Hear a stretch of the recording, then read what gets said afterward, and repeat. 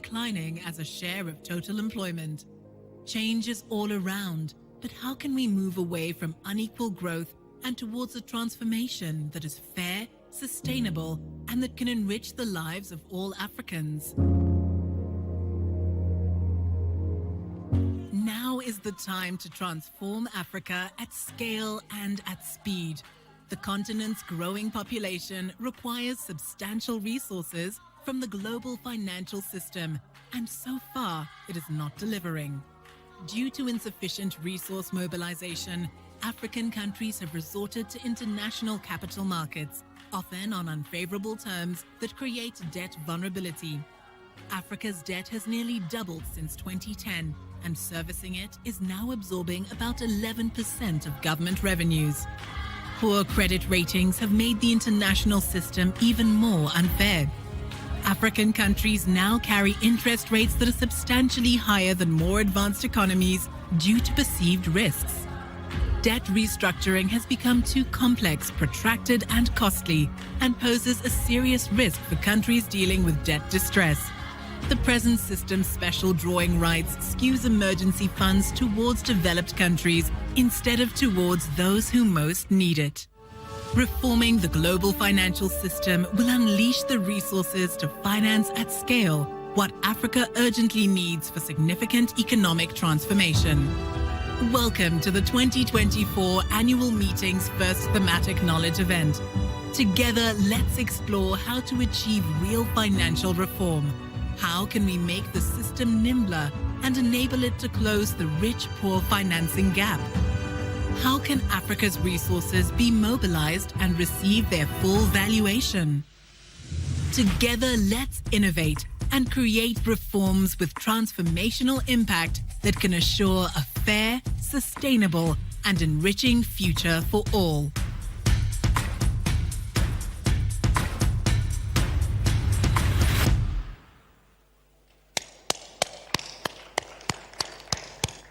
Big round of applause, please. Thank you. Thank you very much.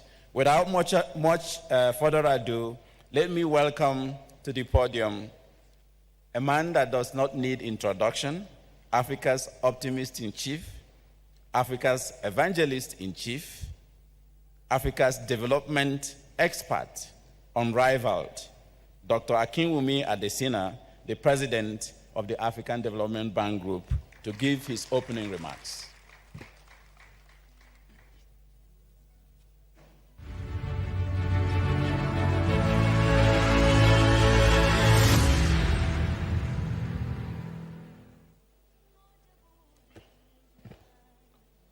Their governors, honorable ministers, executive directors of the African Development Bank Group, their colleagues, ladies and gentlemen, good morning. I wish to thank you for taking time for being here this morning for this high-level session on Africa's green wealth, revaluing the GDP of African countries by accounting for its natural capital. We live in a period of climate change in which the control of emissions of the capture of carbon and the preservation of biodiversity are critical for sustainable development. Africa has some of the largest sources of natural capital in the world. Africa has 40% of the world's clean energy potential, 65% of the world's arable land yet to be cultivated, 25% of biodiversity, 20% of the world's tropical forest area. Take, for example, the Congo Basin. It is one of the largest zones of sequestration of carbon in the world. The peatlands of the Congo Basin store 29 billion tons of carbon. That is equivalent to approximately about 3 years' worth of global greenhouse gas emissions straight out of the Congo Basin. The basin also absorbs about 1.5 billion tons of carbon dioxide per year. In a world where carbon therefore is highly priced, and where Africa's contribution to global public good for tackling climate change with its vast resources of carbon sinks, it is befuddling, quite honestly, that Africa's vast natural capital has been undervalued. This natural capital is not taken into consideration in valuing the GDP of African countries. For example, the GDP of Africa was estimated at $2.5 trillion in 2018. This was 5 times lower, 2.5 times lower than the estimated value of its natural capital, estimated at $6.2 trillion, which partly includes some valuation of ecosystem services. Basically, therefore, while Africa is rich in natural resources, it is not considered in the determination of its wealth. Yet, these natural resources provide essential environmental services, such as carbon sequestration, pollution control, and the retention of soil fertility, which are critical for sustaining human existence. In a world wherein the focus is on greening of economies, the continued use of GDP as we measure it, without taking into consideration the huge values of environmental services provided by Africa's vast forests, hugely underestimates the green wealth of Africa. There is no reason why Africa should be greenly poor. Africa should be greenly wealthy by proper valuation of its vast contributions to global environmental services that are critical for tackling climate change and preserving biodiversity.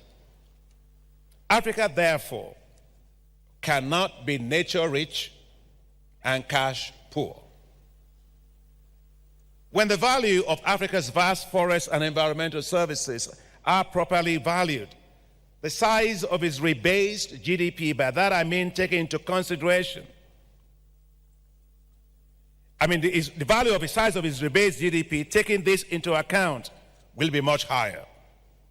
Its debt to environmentally re-indexed GDP, which is its green wealth, that takes into consideration these natural environmental capital services, will therefore be much lower.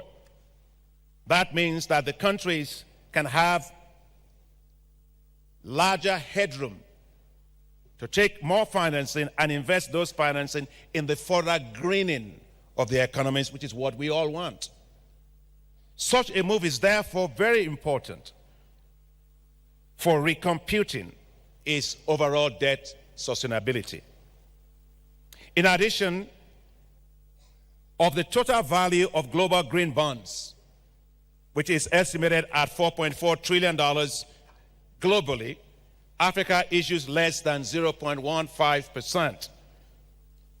A rebasing of Africa's green GDP will attract significant amounts of global green bonds to the continent.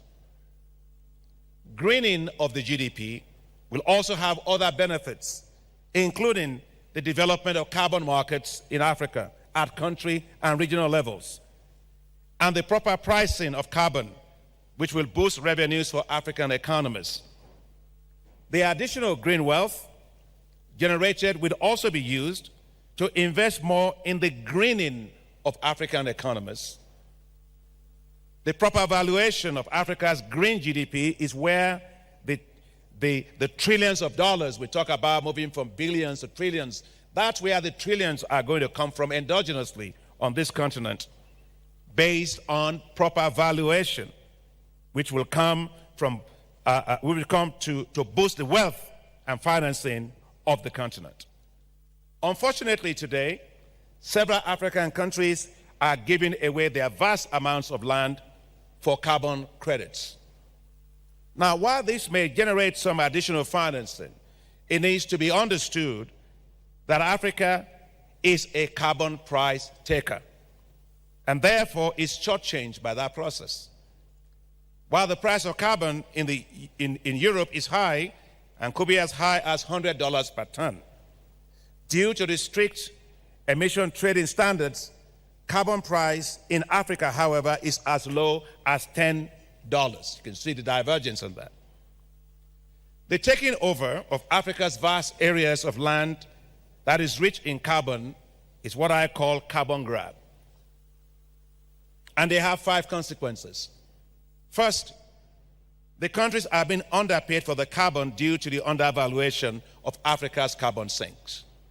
That's the first point.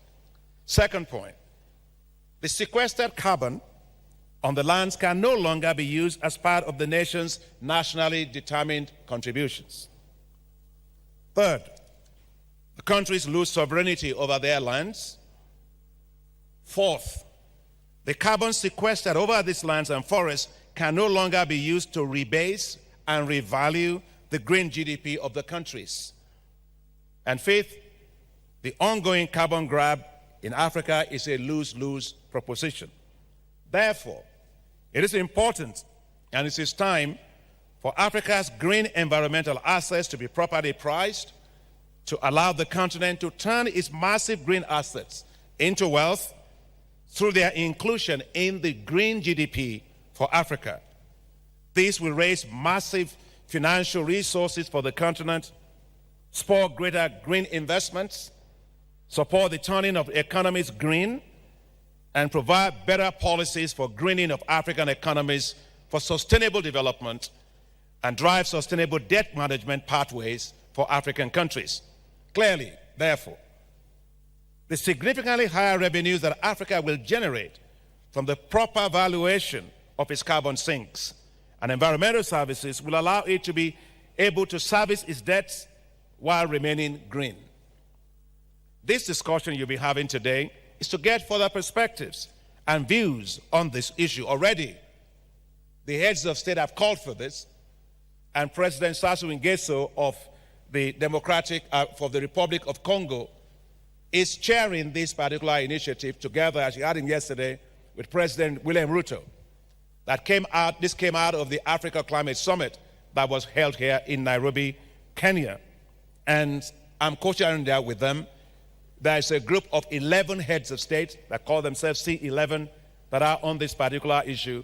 And we've been asked as African Development Bank to help to advance this methodologically. I just want to close by saying that what we are talking about here today comes out of this Africa Climate Summit of the leaders, which states, and I quote, "We recognize that Africa's vast forests, especially the Congo Basin forest, are the largest carbon sinks globally, and important ecosystem services provided by Africa's vast savannas, the Miombo, woodlands, the peatlands, mangroves, and coral reefs. It is time that Africa's natural capital wealth is properly measured by recognizing its contributions to reducing global carbon emissions. We call for the revaluation of the gross domestic product of Africa through the proper valuation of its abundant natural capital and ecosystem services, including but not limited to its vast forests that sequester carbon to unlock new sources of wealth for Africa. This will entail the use of natural resource and accounting and development of national accounting standards. And on this particular issue, we have started engaging discussions with the international ISSB on this particular issue. So once again, thank you very much for coming this morning. Thank you very much, Vice President and Chief Economist, for organizing this session. It is very clear that we have to turn the nature assets of Africa into wealth for the continent to boost the valuation of its GDP. Thank you very much, and thanks for coming.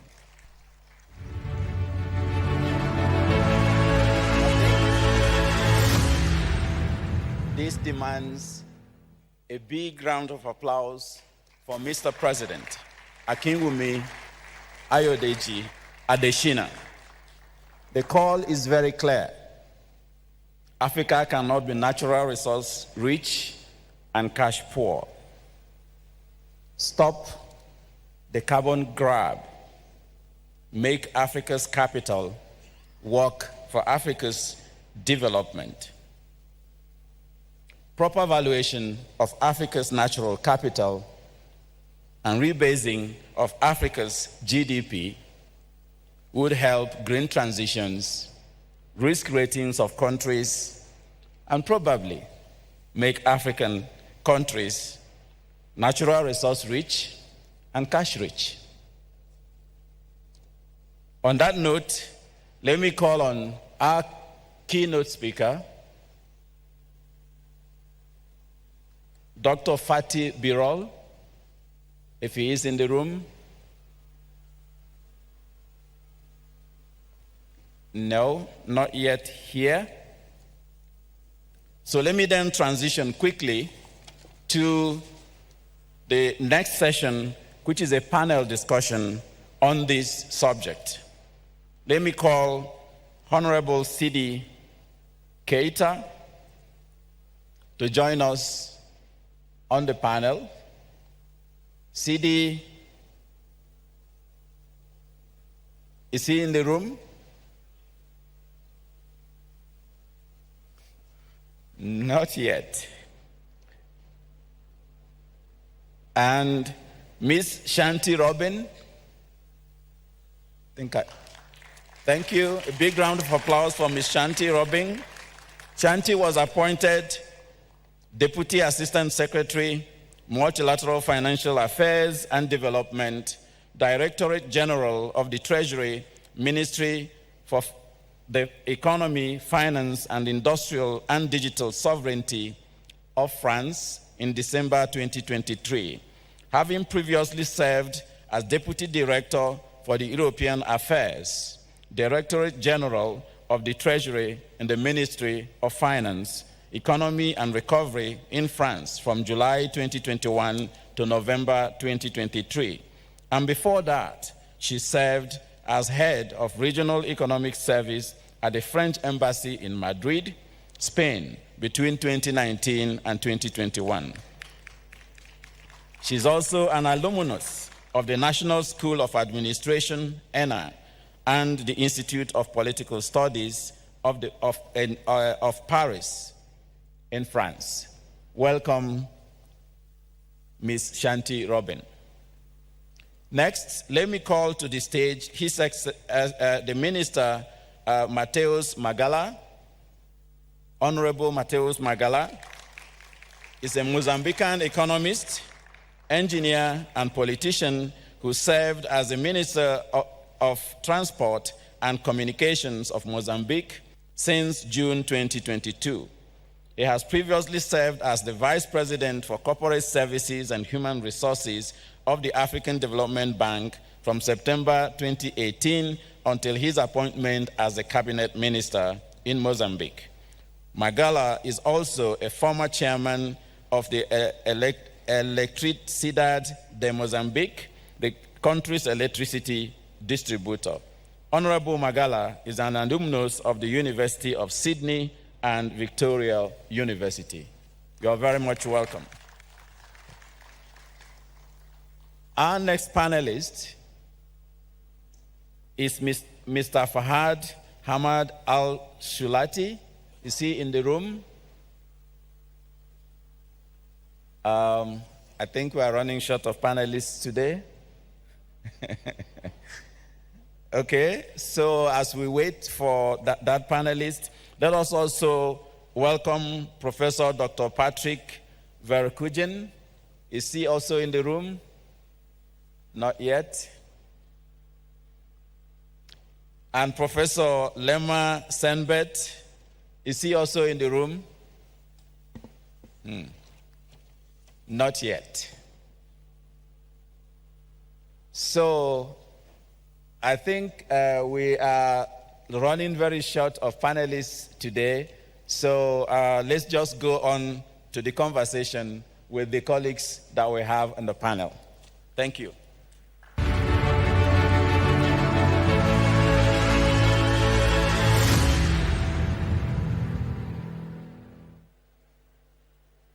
So first,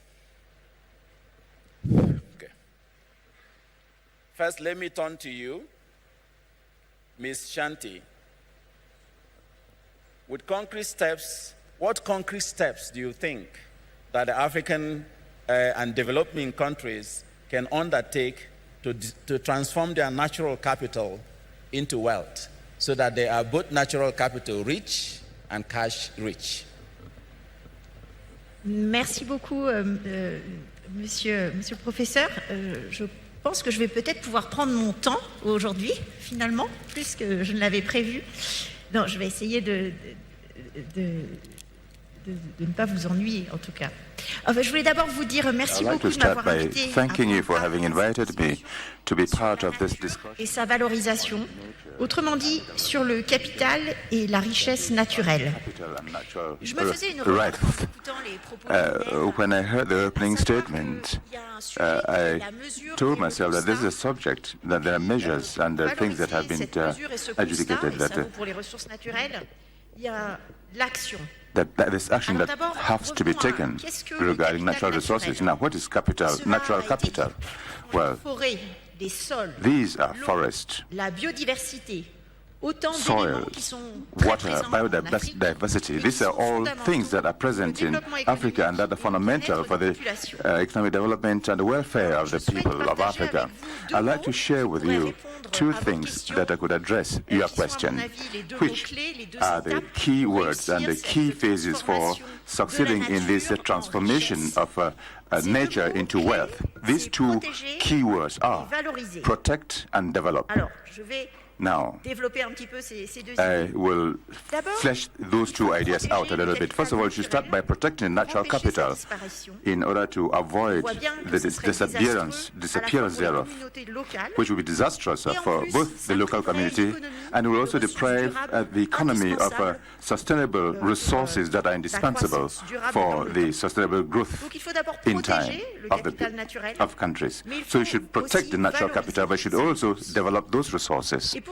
And to do this, I think that states must promote strategies that combine the preservation of biodiversity with tangible economic benefits. The President was talking about environmental services. These are two things, that we have nature, the environment, and how to develop them, how to leverage them.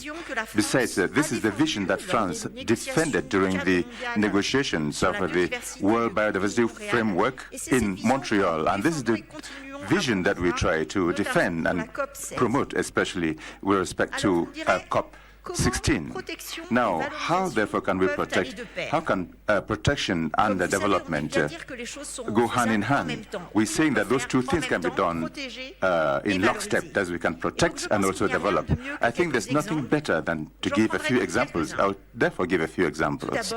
For starters, the preservation of forests. This is a goal that is very important and crucial for France. As you may be aware, last year we organized the World Forest Summit in Gabon, and we think that the putting in place of a sustainable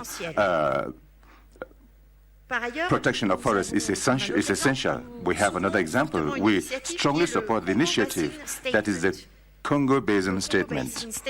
The Congo Basin Statement seeks to strengthen international cooperation for the preservation and the sustainable management of the forests of the Congo Basin.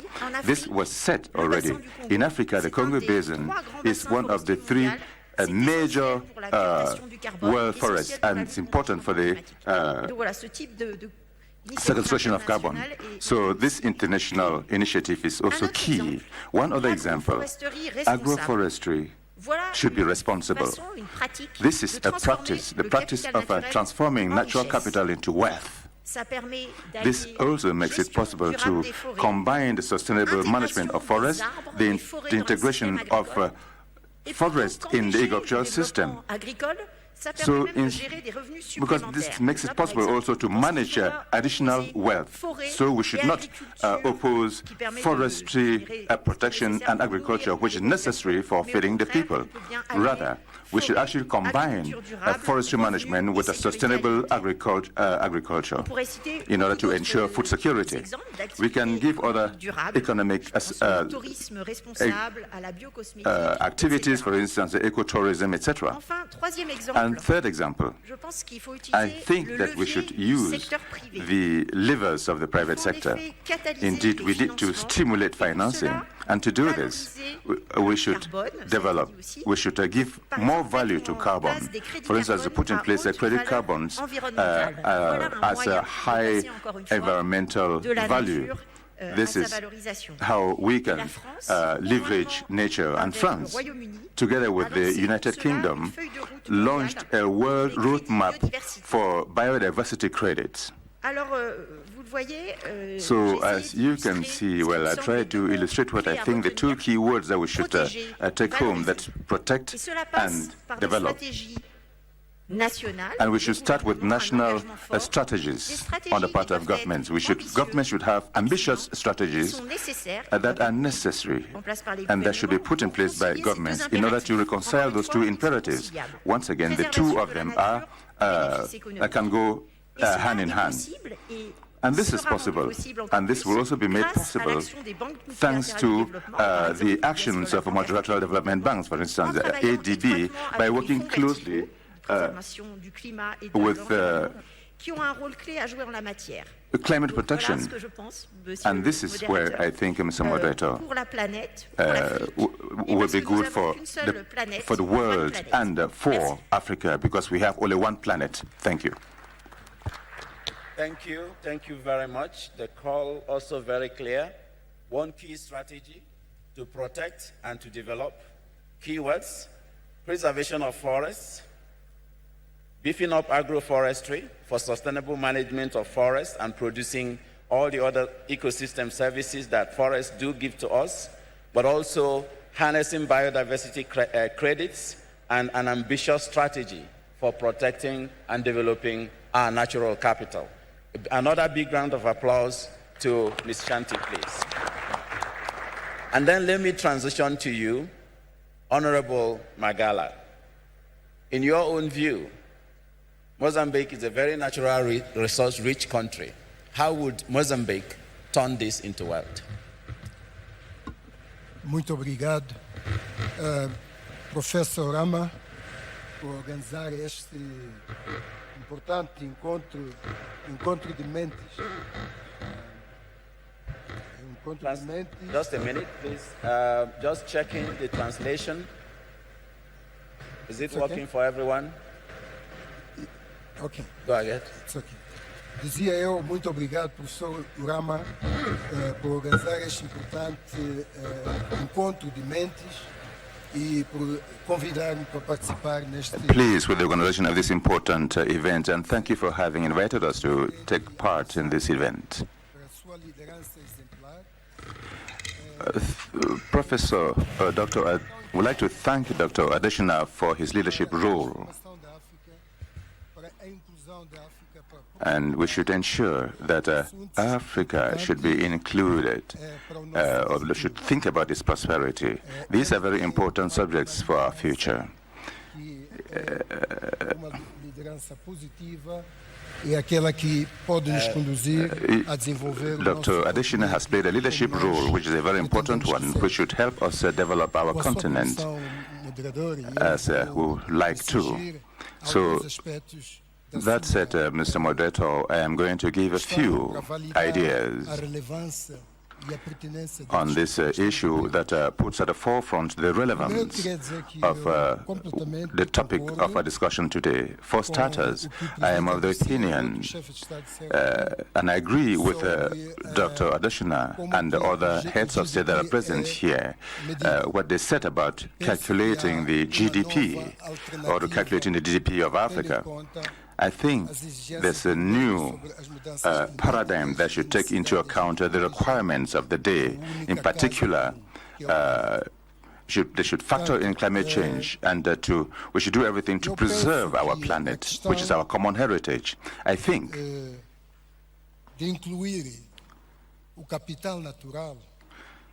that we should include our natural capital in the calculation of our GDPs, and this is a very important thing insofar as the calculation of the wealth of countries is concerned. Natural capital, in particular forests, biodiversity. Well, we talked about this. We've talked about arable lands. We've talked about water resources and mineral resources. All of these are important and should be taken into account in calculating the wealth of our countries. And that is why policies, or strong policies, robust policies that promote the welfare of each and everyone and social justice and equity are necessary and fundamental in this process of wealth, sustainable wealth creation for nations. Insofar as Mozambique is concerned, I would like to talk here. I will talk to two important changes in Mozambique. First of all, in 2023, we approved the national strategy for an energy transition in Mozambique, that is for the period 2023-2050. This transition strategy identifies 4 pillars that represent our contribution to this, to the current and relevant debate, which we consider to be important. For starters, we need to develop as much as possible sustainable resources for energy production and use. We also need to promote green industrialization. And thirdly, we need to ensure universal access to electricity in 2030. The fourth pillar is that we should promote green transportation. The second question, or the second topic that I would like to talk to, has to do with the promotion of the Miondo forest. President Desina talked about that forest, and this is a subject that is of crucial importance to us. Miombo is a Swahili word which identifies a specific forest. That forest goes across 8 African countries, including Angola, Botswana, Malawi, Mozambique, Namibia, Tanzania, Zambia, and Zimbabwe.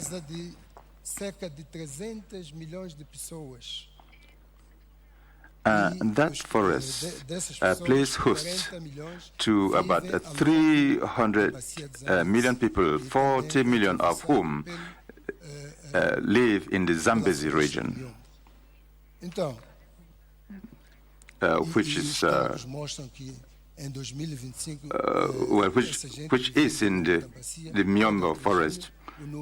The people living along this basin will total 50 million. The Miombo forest, therefore, is host to elephants, to lions, to significant biodiversity, including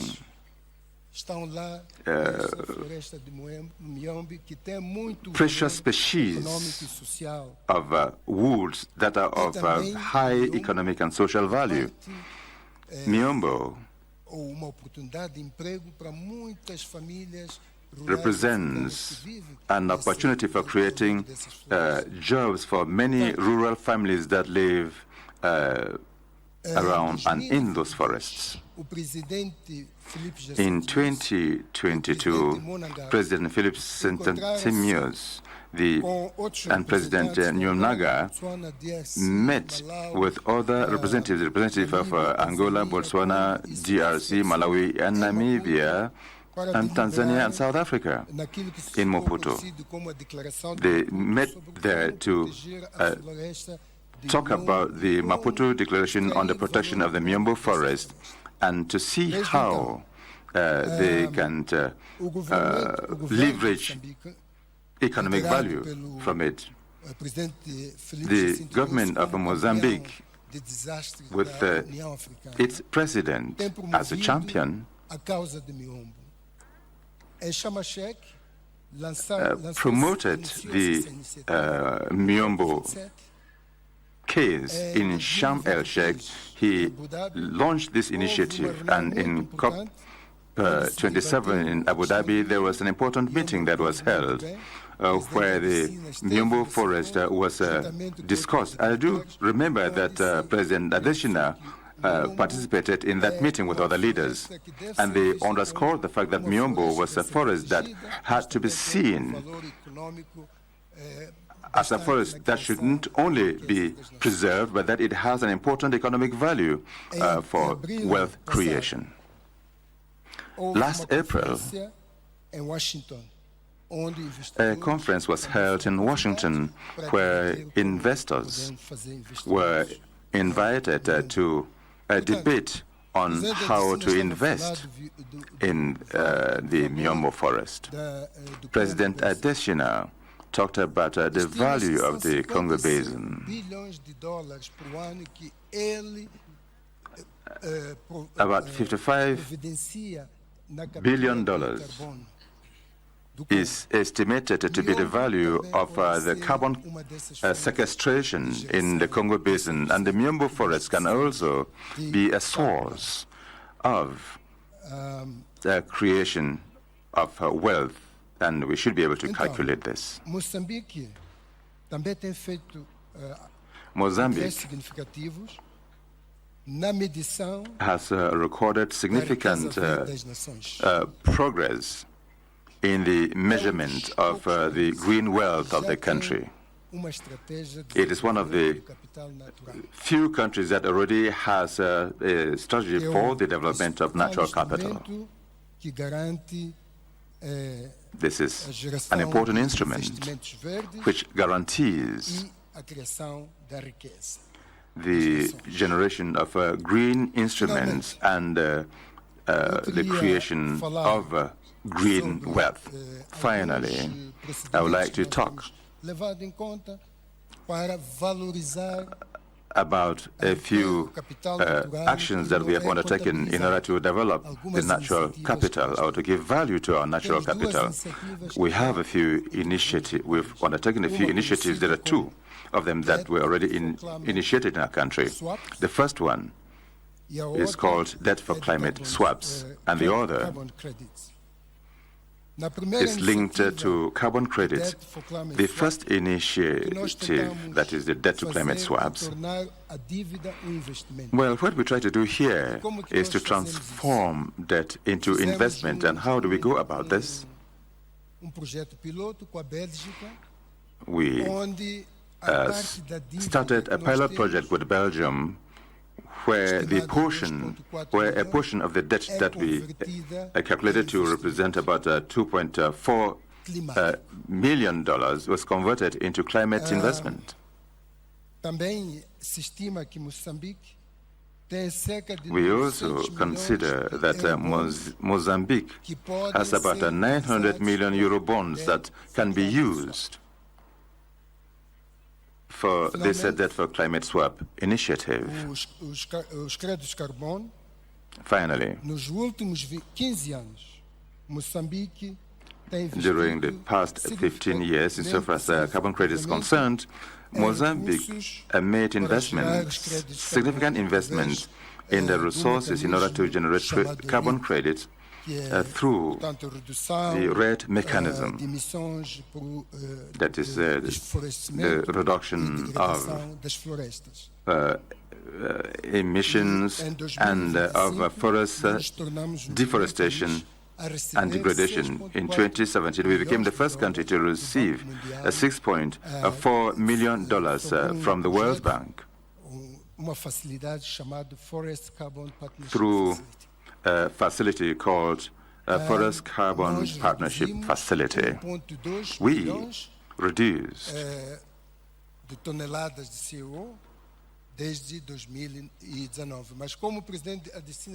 2.2 million tons of carbon emissions. Well, the benefits would have even been more significant if this were commercialized in the more advanced markets. The Carbon Market Initiative in Africa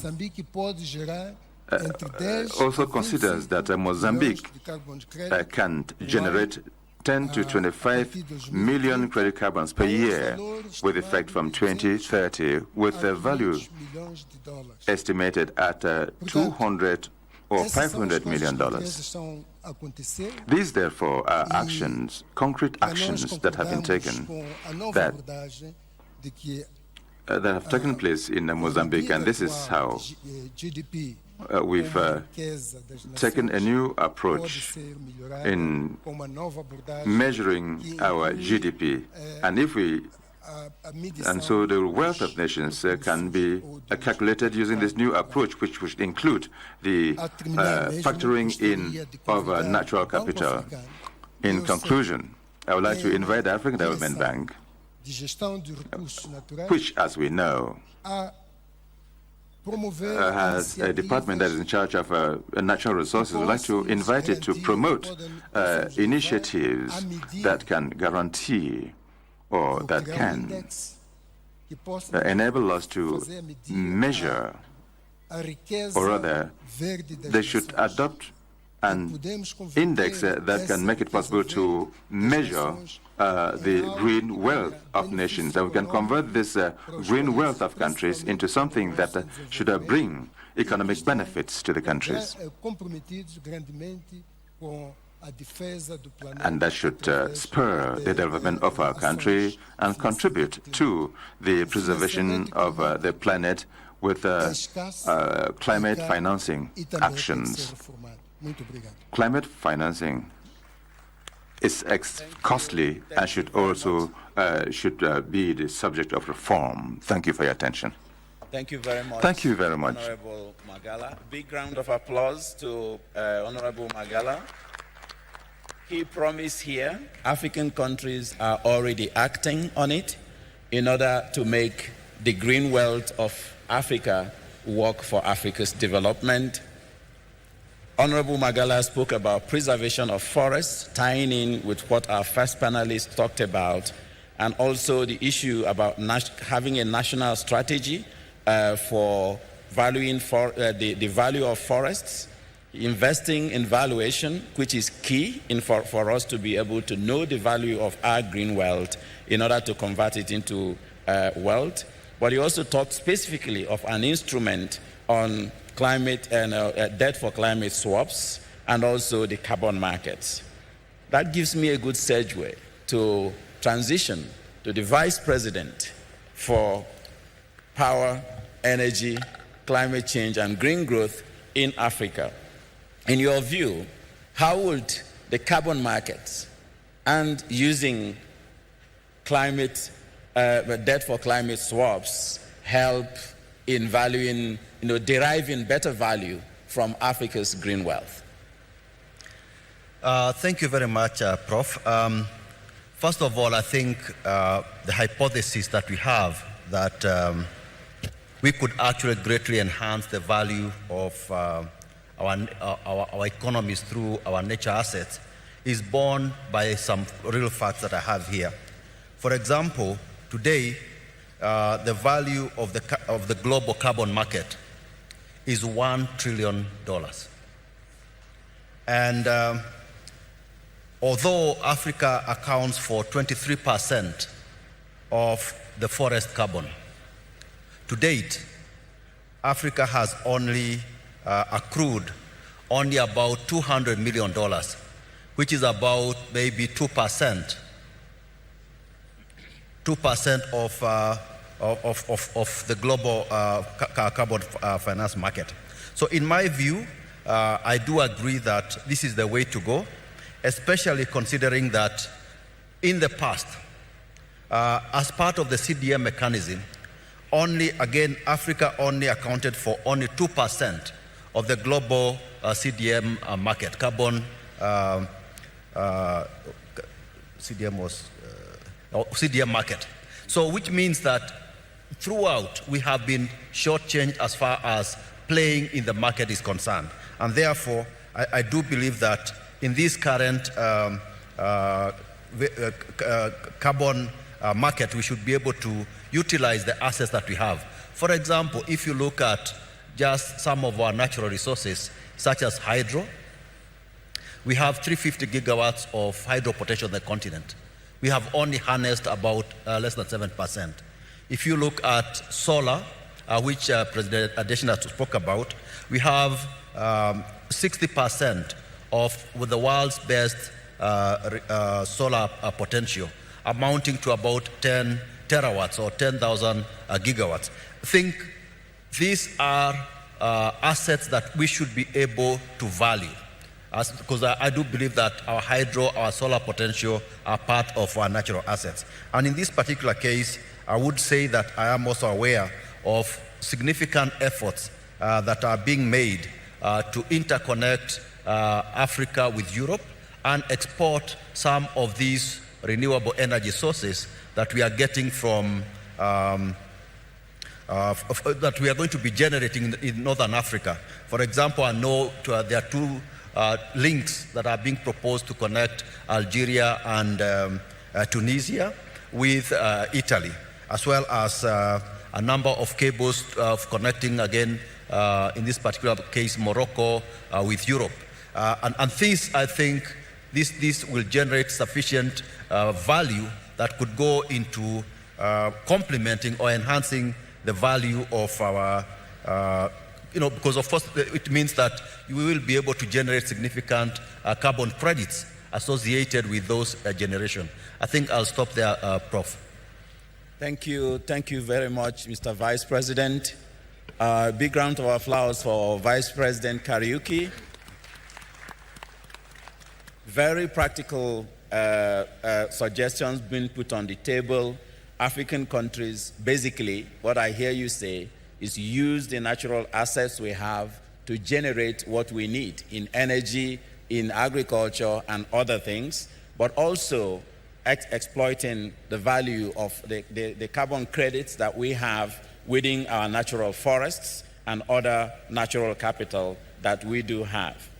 At this stage, let me also invite to the podium Gunnar Collin, who is the Director for the Environment for Development in the University of Gothenburg in Sweden. Gunnar has worked several years on this subject and is leading a big network of experts around the world, basically trying to turn nature into wealth. So Gunnar, you're welcome to the panel. And let me transition to Amadou Hott. Amadou Hott, you've been a minister in Senegal, a vice president for power, climate change, energy, and green goods at the African Development Bank, and an avid to this conversation. Thank you very much, Kevin.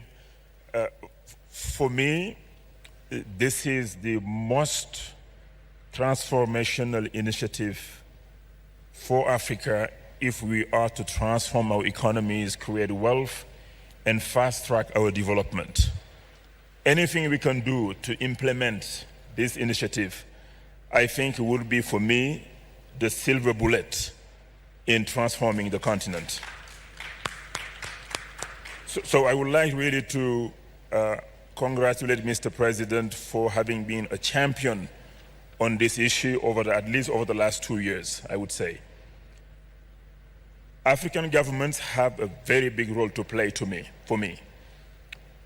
Number one, in the same way that our ministries of finance and economy are taking very seriously all the other assets that our governments have, those same ministries should take very seriously this nature capital that we have. And I don't think it is the case today, because the value of these assets are not recognized today. And I think Governor Bobbin mentioned that by saying that we need to protect and evaluate these assets. And if we manage to do that and extract the value that we can extract, I think this will be taken more seriously. But for that to happen, the carbon pricing must be fair. Mr. President mentioned the wide gap between the price of carbon in Europe and the price of carbon in Africa. If we were to move up even by 100%, double the price of carbon in Africa, or bring it to $50, for example, I think that will be a game changer for Africa. Concrete recommendations would be, in the same way that ministries of finance, let's say, know all the other assets of the country, let's say oil assets, real estate assets, whatever other assets that Africa has, our ministries of finance, they know it. Today is not the case. So our green asset that we have, we need to have the Ministry of Finance to be, let's say, the supervisor, with the sector minister being, let's say, the supervisor on the technical side. Today, if you have oil and gas assets, you have two ministries managing them. The Ministry of Energy or Oil and Gas, but then you have also the Ministry of Finance. But for these nature assets, it's only the Ministry of Environment that is looking after these assets. So that has to change, number one. Number two, I think also the world needs to give more value to this asset in the same way that it is giving more value to oil and gas. Oil and gas producing countries are making billions of dollars, if not trillions, by selling oil and gas to the world, while oil and gas also is having negative effect to the world as well. So we need to have a process where our nature assets also can be bought around the world on markets that are very fair. In the same way that we have transparent oil and gas market, we need to have transparent oil and gas transparent carbon market as well, to make sure that these nature assets that we have are getting the right value. If we have that, I believe that I think this will be a game changer for Africa.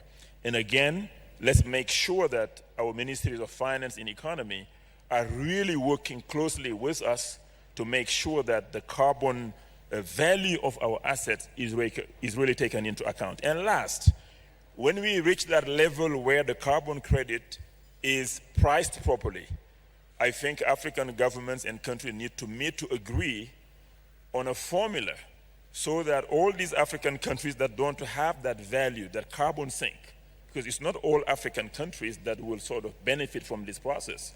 Many African countries don't have any carbon sink, don't have any trees, so will be in disadvantage compared to the others. So let's have a formula internally among African countries so that we can have some transfer of wealth from these green assets properly priced to the African countries that do not have enough, so that we don't widen the gap among African countries as well. But the advocacy should be done by all African countries through the African Union as well, with the bank also playing a key leadership role, and our seat of the African Union at the at the G20 also being used to really harness this idea of the African Development Bank and push for the implementation over the next years to come. Thank you. Thank you very much. A big round of applause. Thank you very much, Amadou Hott. Very clear points on the table as well. Governments, African governments, and I love this. When we're discussing issues about Africa and we're actually thinking home on what we need to do in order to make it happen, I get excited. Thank you, Amadou Hott, for that. It says governments must take natural assets seriously. And this could not be better put, because if you look at the value of the global market value of only 3 green minerals, a lot of which is found in Africa, we find that the estimated value of nickel, copper, cobalt, and lithium alone is estimated to reach $16 trillion by 2030. And business as usual will only allow Africa to harness about 10% of this value. The rest goes to those who add value to the natural capital, which Governor Robin called for, the VP Kariuki called for.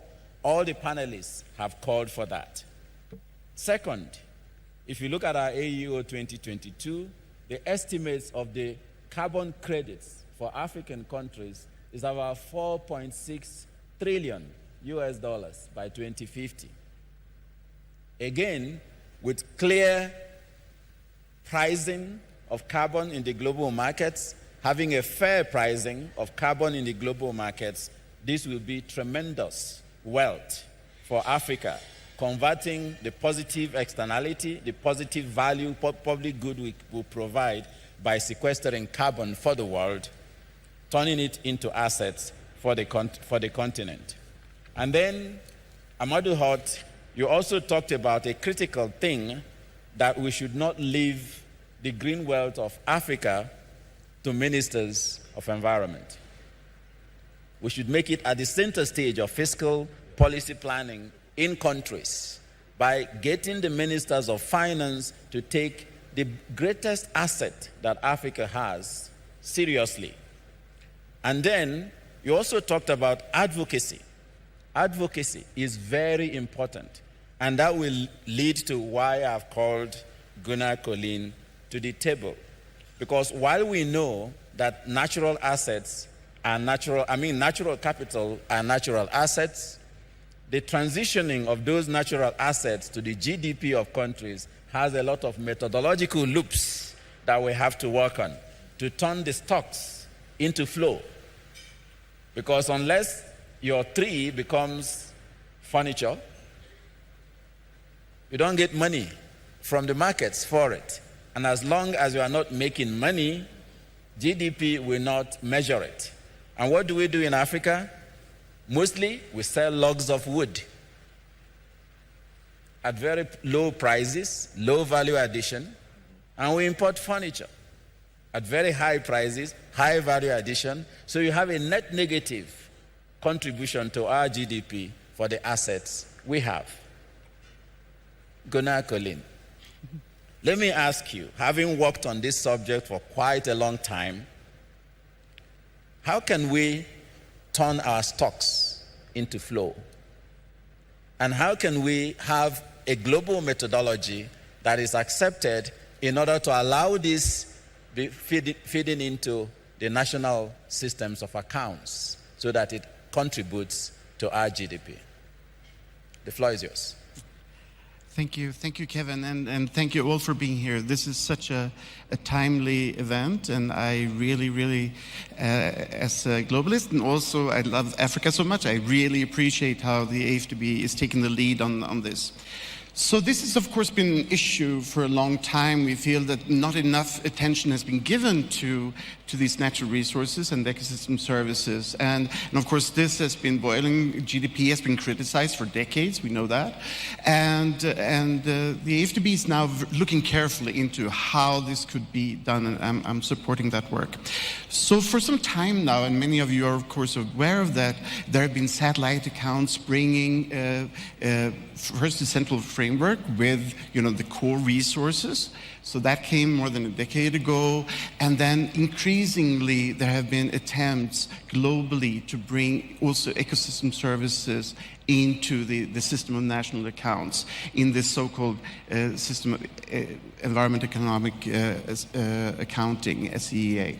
So this has also been done to a certain extent in African countries, but only, say, 7 countries so far in Africa have actually started to use, for example, the ecosystem services accounts. But the methodology is there, and it's rapidly increasing.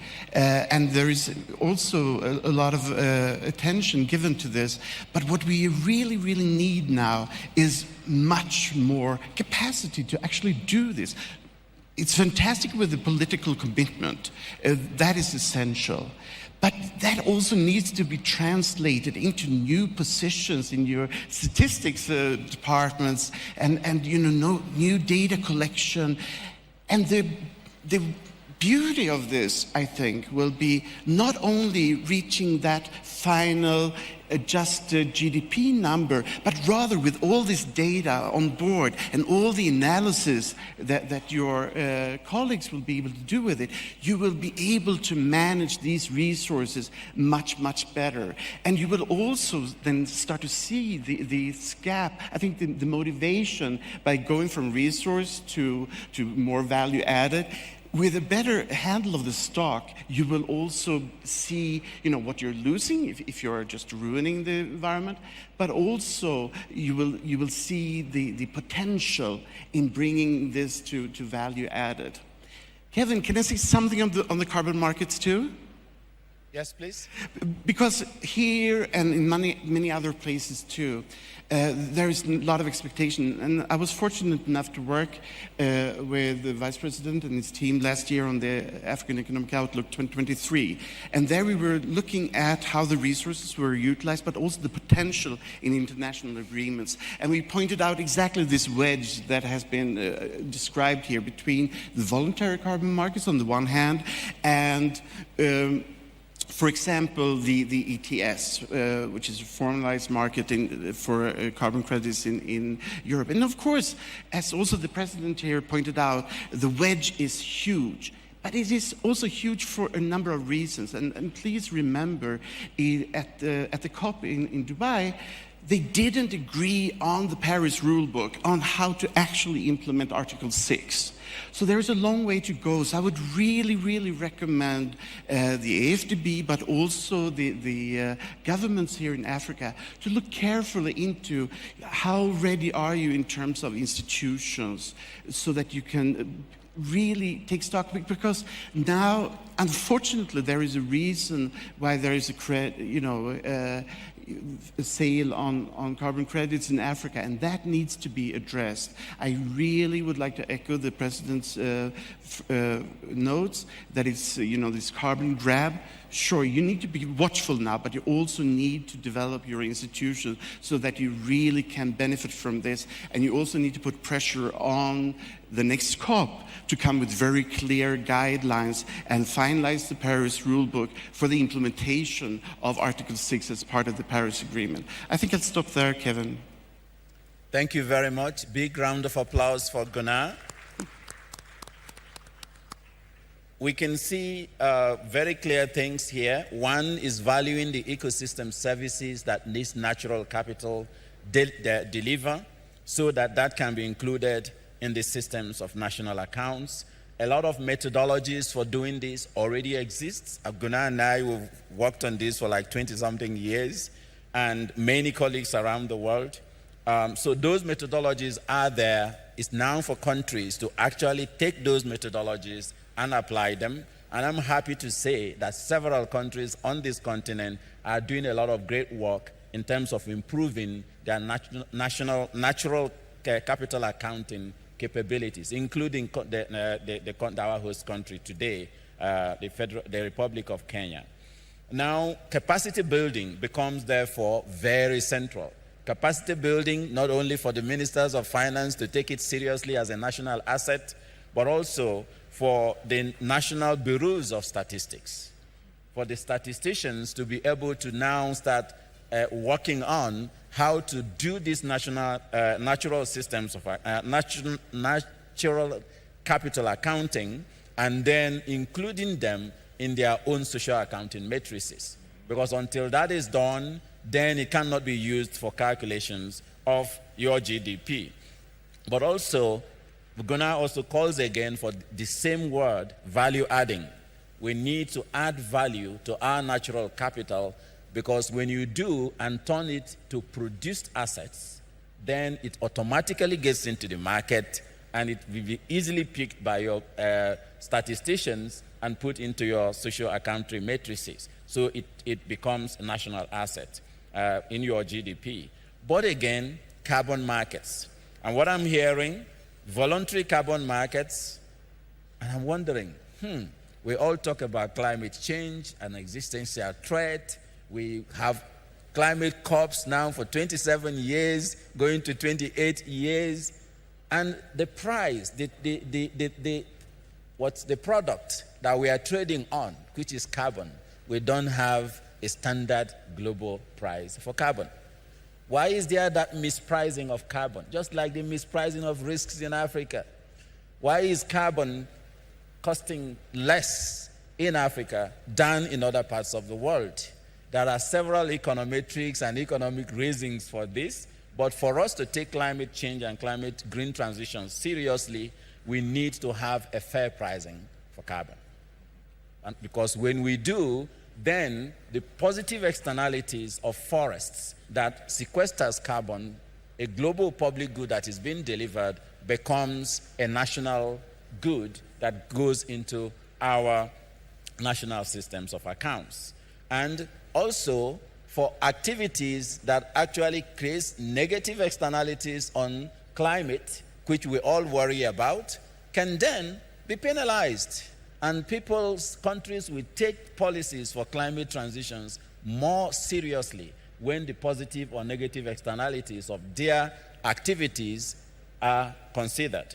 But if this doesn't happen, a country that has forests then should then cut them down and create furniture so that they can get more money that goes into their national systems of accounts. So voluntariness of the carbon market, for me, calls to question our seriousness about climate transitions. So I think the actions are cut out for us on how to address this issue. Is challenging, interesting, but timely.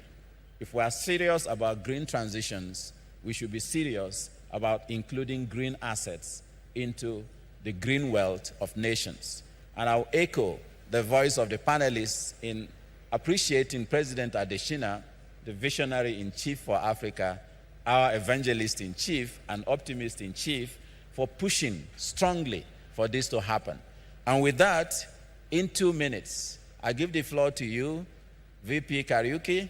You are responsible for power, green growth, energy, and all these issues. It's like the crucible for all these issues and preserving our green wealth. What are your final words based on what you've heard from the panelists? I think, first of all, the vision, we must deliver on the vision of the president, because it is very clear that we have been shortchanged. It's very clear, as you also indicated, that the difference between voluntary carbon market and the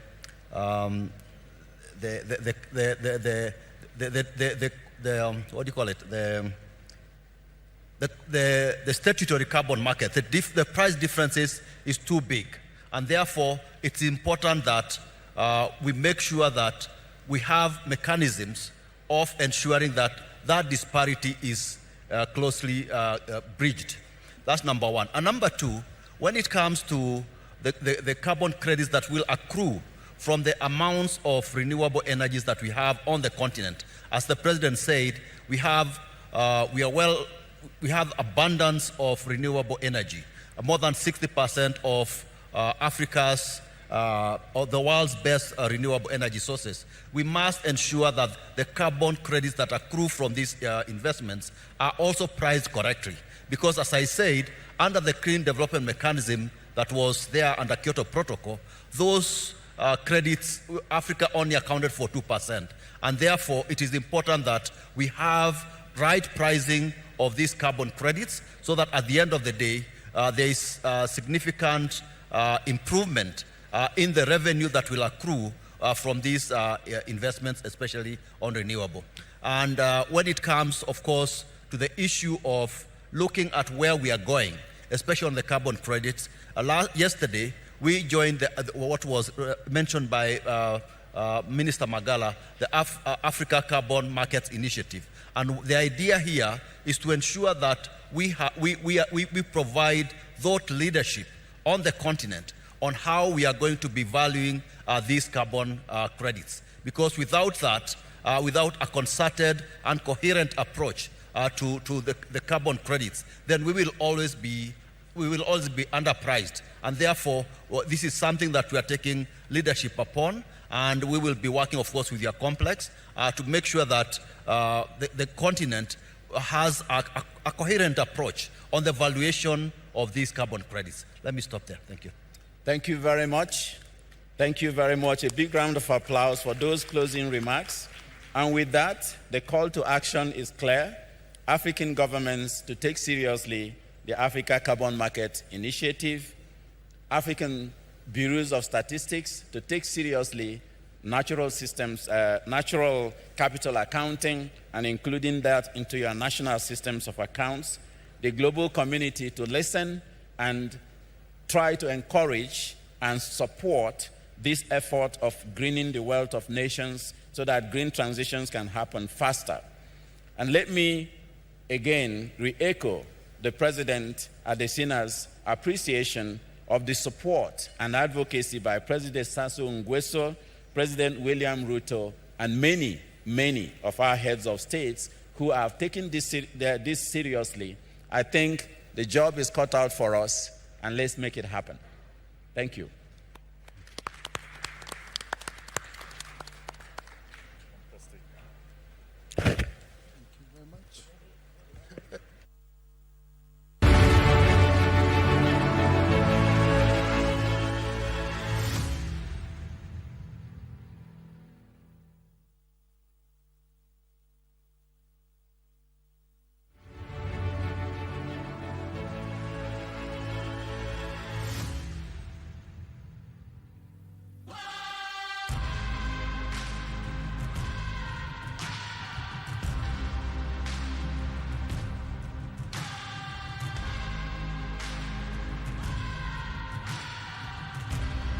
Properly valued and managed, Africa's vast natural resources could drive economic productivity, spur employment, and ultimately grow the wealth of Africa's nations.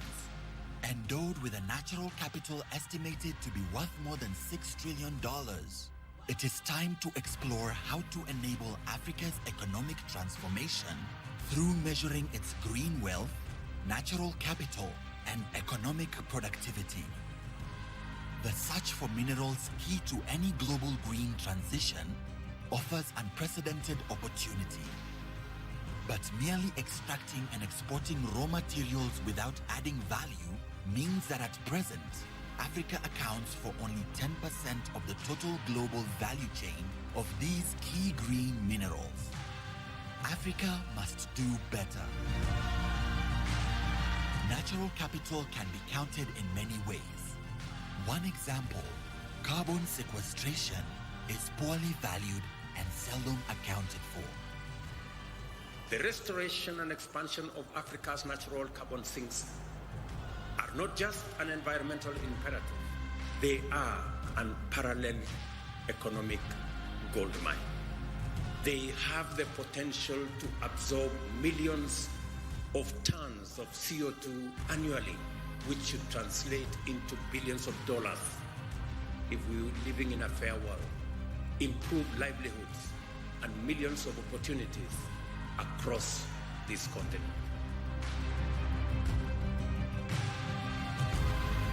Proper accounting of natural capital will increase the GDP of resource-rich countries, reduce debt-GDP ratios, and because of better credit ratings, reduce the cost of capital. Africa's wealth is real. It is time to properly perceive and value it so that it can help transform economies towards a more just and sustainable future.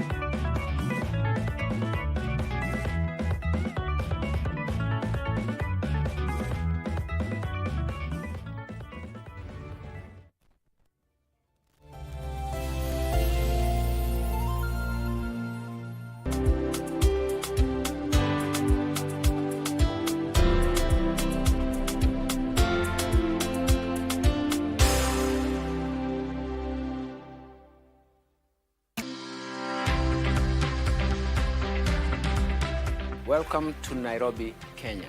On behalf of the Government of Kenya and the African Development Bank Group, I wish to extend a warm welcome to all distinguished guests and delegates to the highly anticipated 2024 annual meetings in Nairobi, Kenya. Kenya's desire to host the 2024 annual meeting and the 59th annual meeting of the African Development Bank Group underscores its commitment to advancing regional and continental cooperation towards an inclusive and sustainable development. The Republic of Kenya takes pride in the foresights of His Excellency the President of the Republic of Kenya, Dr. William Samoei Ruto, in singling out contemporary African problems of socio-economic transformation required given the existential threat of climate change. The required reforms of the multilateral development banks to be fit for purpose, scale up resources, and championing for the reforms of the global financial architecture. This is the 59th annual meeting of the African Development Bank Group and also marks 60th anniversary of the African Development Bank. It is thus a celebration. It has a theme, African economic transformation, the African Development Bank Group, reforming of the global financial architecture. It is such an exciting theme at this time in African continent. The annual meetings will provide an unparalleled networking opportunities, facilitating strategic collaboration and partnership with the key decision makers from African Development Bank Group member countries, as well as all shareholders, but also explore feasible solutions for African economies and the transformation agenda. We want to assure you all, our distinguished guests and delegates, that Kenya is fully prepared to host the event, ensuring a seamless experience for everyone. The event will be hosted at the Kenyatta International Convention Center. The historical significance of this convention center is that it hosted the World Bank and International Monetary Fund annual meetings half a century ago. That was in 1973. We look forward to welcoming you to Nairobi for what promises to be a historic chapter in our ongoing partnership with the African Development Bank Group, the African region, and the world at large. So karibu Kenya, welcome to Kenya. Asante sana, thank you very much.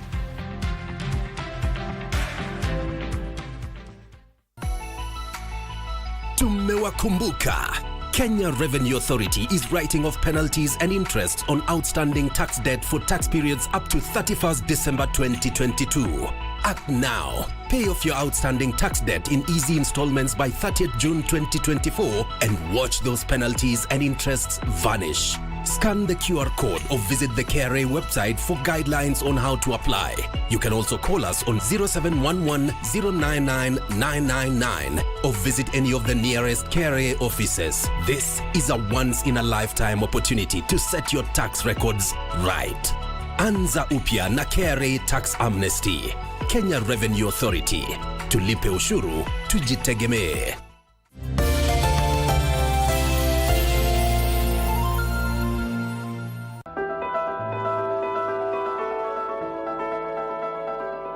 Naitwa David Ndesamburo na mimi ni mkulima. Baada ya COVID kukuja, biashara nilikuwa nafanya kabla ya kilimo, graphics, vitu vibarua huko nje zilika ngumu kufanyika. So nikaamua nikuje nilime. Sababu nilikuwa tu nimeanza, sikuwa najua vile.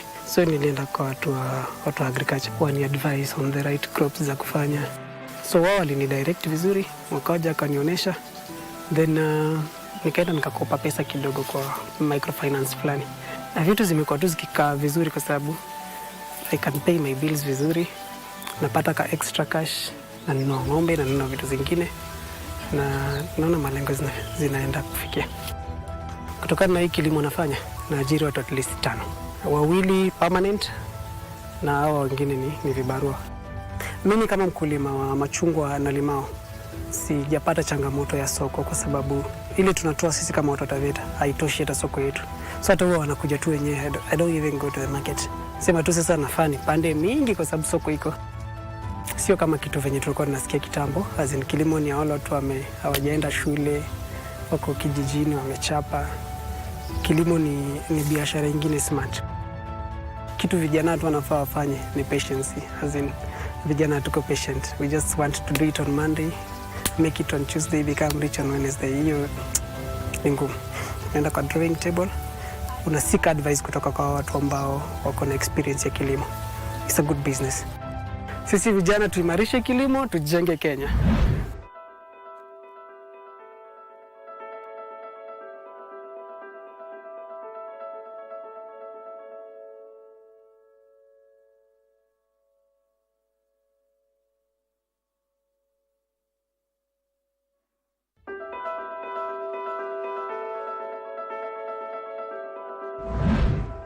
Mimi ni mkulima wa passion fruits full time. Hii ndio kazi naitegemea na inanisaidia hiyo kazi yote. Nimefanya 2 years now. Nilianza last na 3 acres. Sasa hivi ndio nimeexpand, nimeenda up to another 10 acres. Return siko mzuri, inalipa kabisa. Hii subsidy ya serikali ya mbolea imetusaidia sana kwa wakulima kama sisi. Kazi ya matunda zamani ulikuwa ukitaka kupanda unafikiria mara mbili. Sasa hizi mbolea ukipata cereals, shiko unakuja unapandia matunda yanafanya vizuri kabisa. Tena yenye imetusaidia ni mambo ya mbolea vile imekuwa blended. Ukiekelea mbolea kwa matunda unaona matokeo. Wakulima wenye wanafikiria kufanya mambo na miti. Hata matunda kama hii pia ni mzuri. Kwa youth na vijana wadogo maisisi wote yenye tuko hii generation ya sasa vijana. Tujaribu turudi kwa shamba wote. Kazi ya shamba inalipa. Tena vizuri kabisa. Kama hii matunda yangu hii unaanza kila kitu unaanza polepole tu. Si lazima uanze na kubwa. Unarudi ground unafanya kidogo. Mwenyewe utaona tofauti. Na utaona distance utapata. Wewe mwenyewe utajirudisha kwa shamba. Na hii kazi inalipa vizuri kabisa.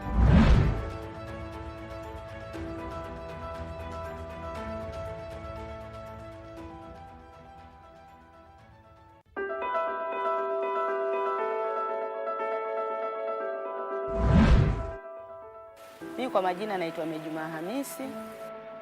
Katika ukulima wangu sana sana mimi nahusika na kupanda minazi, mikorosho na mimea mingine.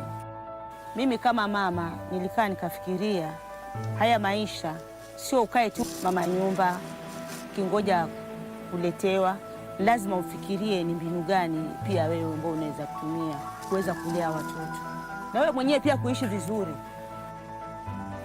Mti mnazi una faida nyingi sana. Matunda yake si lazima ifike nazi ndio upate pesa. Unaweza toa yanaitwa madafu ukauza, kama hautakuwa na haraka ndio utaisubiri ifike stage ya kuitwa nazi yenyewe. Sasa kitu nazi unauza wakati wote.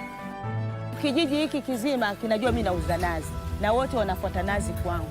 Kwa hivyo mimi pato langu la kila siku siwezi kosa kwa kutumia mti mnazi. Through hayo mauzo ya nazi na korosho nimeweza pia kuajiri watu wengine, kama nimenunua bodaboda. Minazi na korosho kimechangia pakubwa sana kwenye maendeleo ya Kenya, kwa sababu tunatoa nazi, tunatoa korosho, tunauza kwa nchi zingine, ambapo hiyo pia inaleta faida kwa nchi yetu. Kwa upande wa Wakenya wenzangu, ningependa kuwaomba hata kwa kishamba kidogo kile mtu ako nacho anaweza kupata mavuno. Sisi wakina mama tuimarishe kilimo, tujenge Kenya.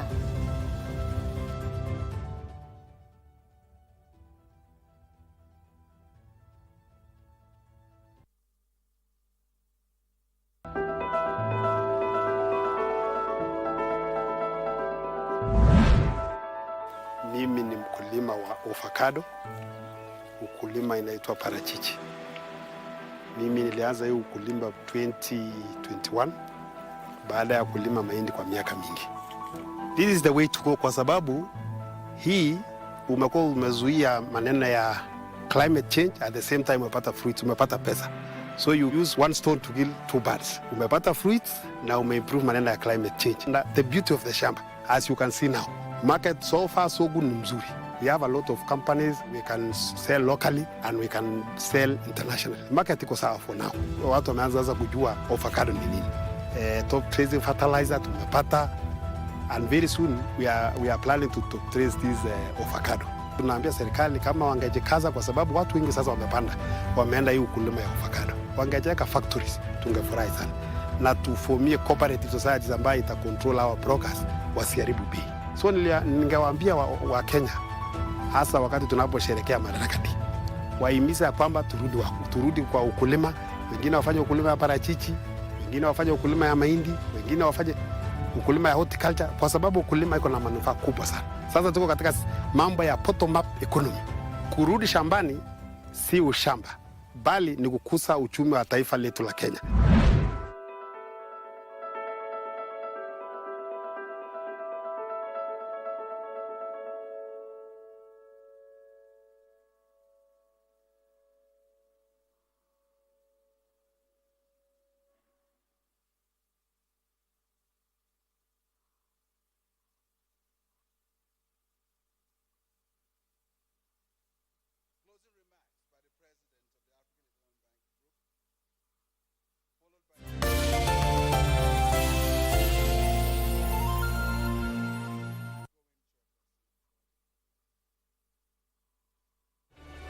Mizimu imesema atakayekuwa kiongozi ni yule pete itamchagua.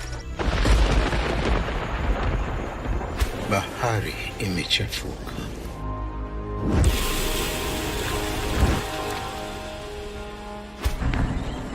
Mrithi wangu ni yule atakayeniletea vuo la kuoga.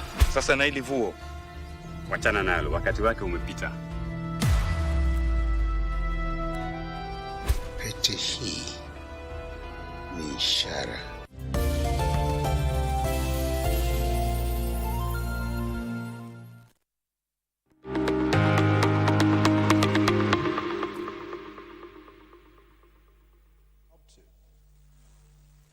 For the week ahead, for the week behind.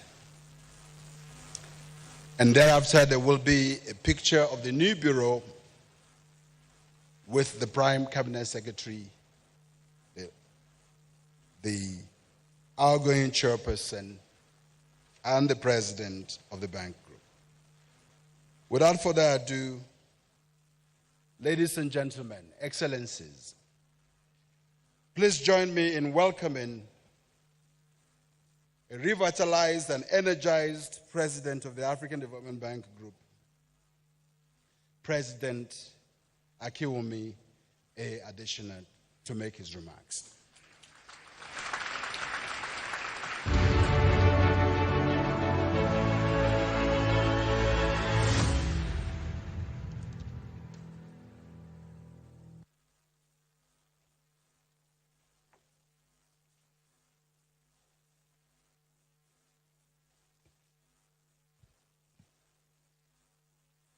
Thank you very much, Professor Mihele, Secretary General of the African Development Bank Group.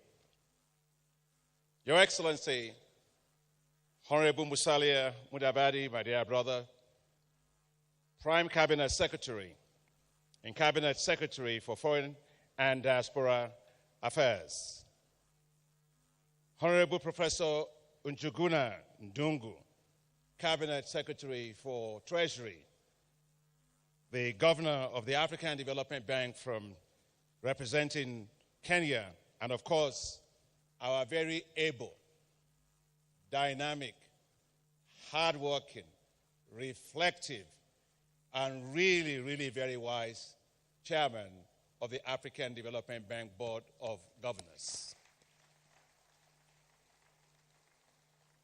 Cabinet secretaries and principal secretaries, their governors, their executive directors and advisors, to the executive directors, the board level, senior management and staff, ladies and gentlemen, and of course, and as always, I'm joined by my darling wife, who is the pillar of my life. I wish to start by thanking you, Your Excellency Dr. William Ruto, President of the Republic of Kenya, for hosting these 59th annual meetings of the African Development Bank. I wish to also thank all the heads of states and government and representatives of the heads of states and government who joined us for these annual meetings. It's hard to believe that 5 days of the annual meetings have gone by so quickly. As we all arrived here, we came to discuss the transformation of Africa, the role of the African Development Bank, and the reform of the global financial architecture. We had 8,300 registered participants, just imagine, making this the largest attendance ever in the annual meetings of the African Development Bank Group. Woo! That's amazing. You came to celebrate also the 60th anniversary of the establishment of the African Development Bank. You came, you participated, you engaged, and you committed. You committed to providing greater support for Africa's development.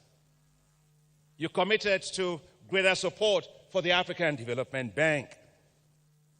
You committed to urgent reforms of the global financial architecture to better serve Africa, from climate change financing to debt resolution and provision of greater concessional financing. Yes, you came. We heard that loud and clear from our heads of state and government. We heard Africa must be at the center of the global financial architecture, and that the African Development Bank, your bank, as Africa's premier financial institution, should continue to lead that charge for Africa globally. Our leaders gave us a bold charge, well expressed by His Excellency President Ruto, that we should believe in ourselves first and stop outsourcing solutions we can provide for ourselves.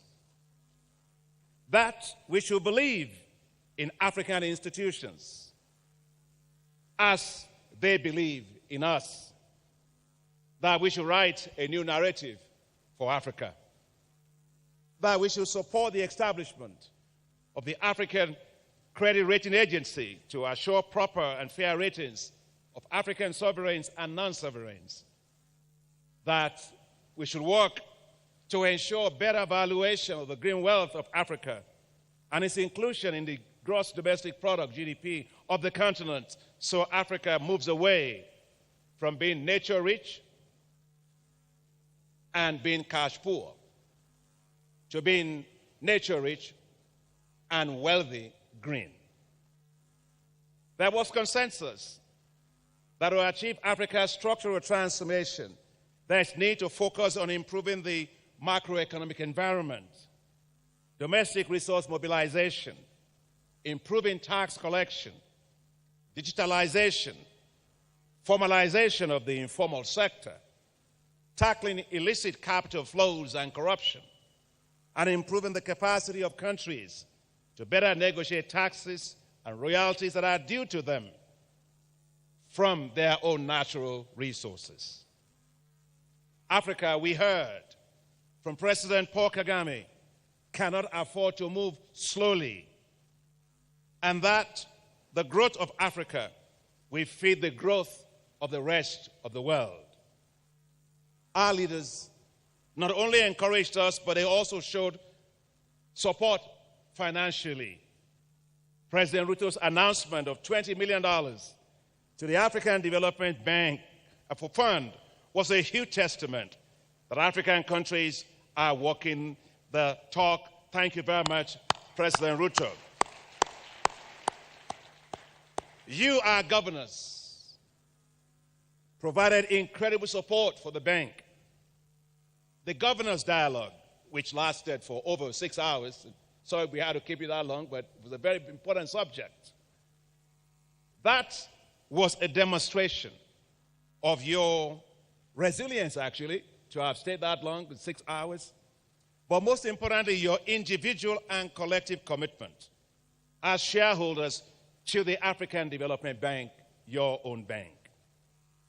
In another historic decision, you, the governors, collectively approved new general callable capital for the African Development Bank with $117 billion.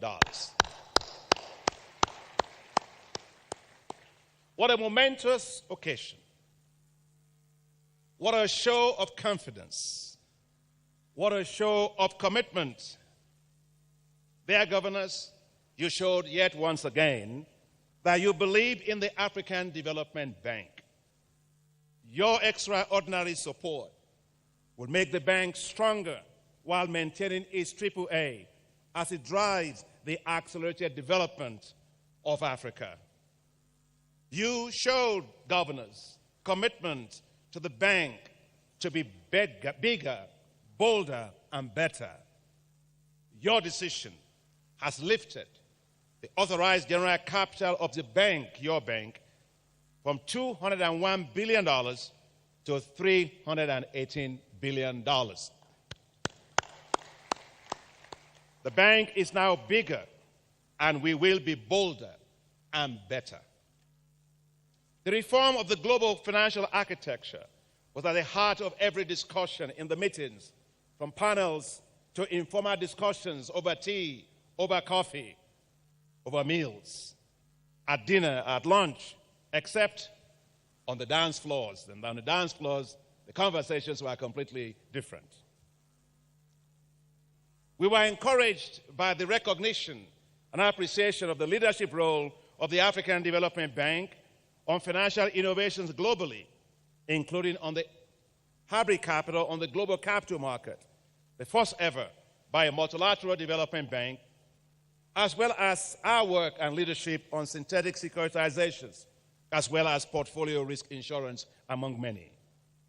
You, our governors, commended the success of our efforts, working together with our partner institution and sister institution, Inter-American Development Bank, on the rechanneling of special drawing rights to multilateral development banks and the approval of the use of these special drawing rights, SDRs, as hybrid capital by the board of the International Monetary Fund. And I want to once again reiterate here our own appreciation to Kristalina Georgieva and all the staff and the board members of the International Monetary Fund for this major development. We look to you, our shareholders, to help make the rechanneling of the SDRs now a reality for Africa, a reality that will help to transform the lives and livelihoods of our people and support us in our quest to create hope for our youth and to turn them into the biggest economic dividend of our continent. We heard from you, our governors, very strong support and endorsement of our drive to mobilize greater private sector financing for Africa. You have our word and you have our commitment. We will. We heard over the past 5 days about the importance of partnerships. So let's dream together for a better Africa. Let's turn our dreams into reality. Several people turned our dreams for this annual meeting into reality. I wish to thank the government of Kenya for its incredible organization and support for the annual meetings.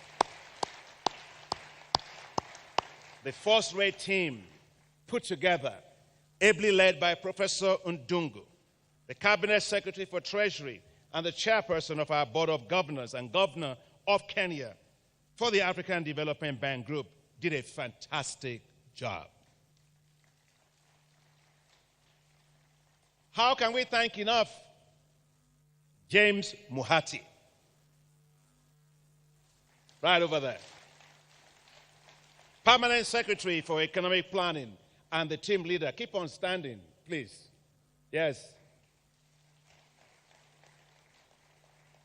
Permanent Secretary for Economic Planning and the team leader for the hosting of the African Development Bank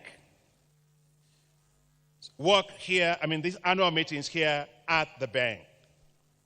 How can we thank enough James for working so tirelessly, relentlessly, and passionately? How can we thank his team enough? So please, the team of the Permanent Secretary, please join him in standing as well.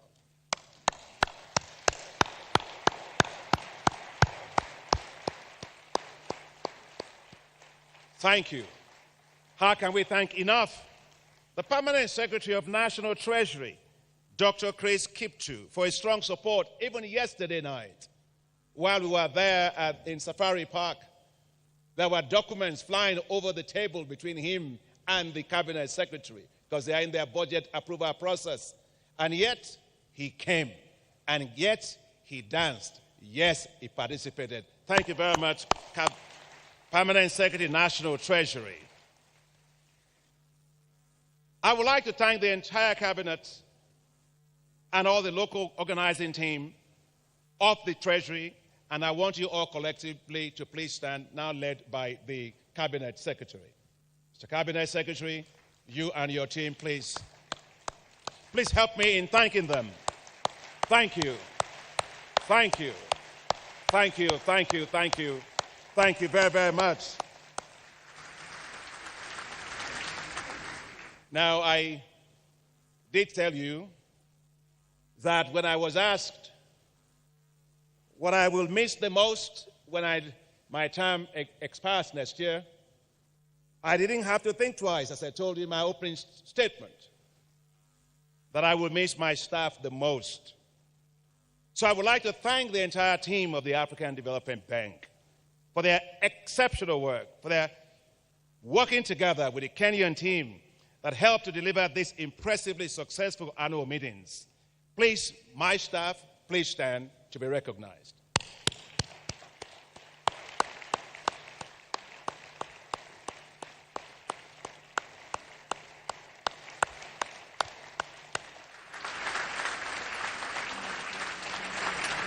And of course, as a well-governed institution, all our decisions are passed through, filtered by a board of directors that has a committee just dedicated for the annual meetings called ECAM. They work tremendously to make sure program, presentations, sessions, panels, governors' dialogue, how you're going to do it. And I know some of my executive directors don't like being called up to stand. I understand. If you don't want to stand, those that don't want to, you can wave. It's okay. But from my side, as president and chairman of the board of directors, I think you are exceptional. Please stand and recognize my board of directors. Wherever they are, those that want to stand and those that want to wave,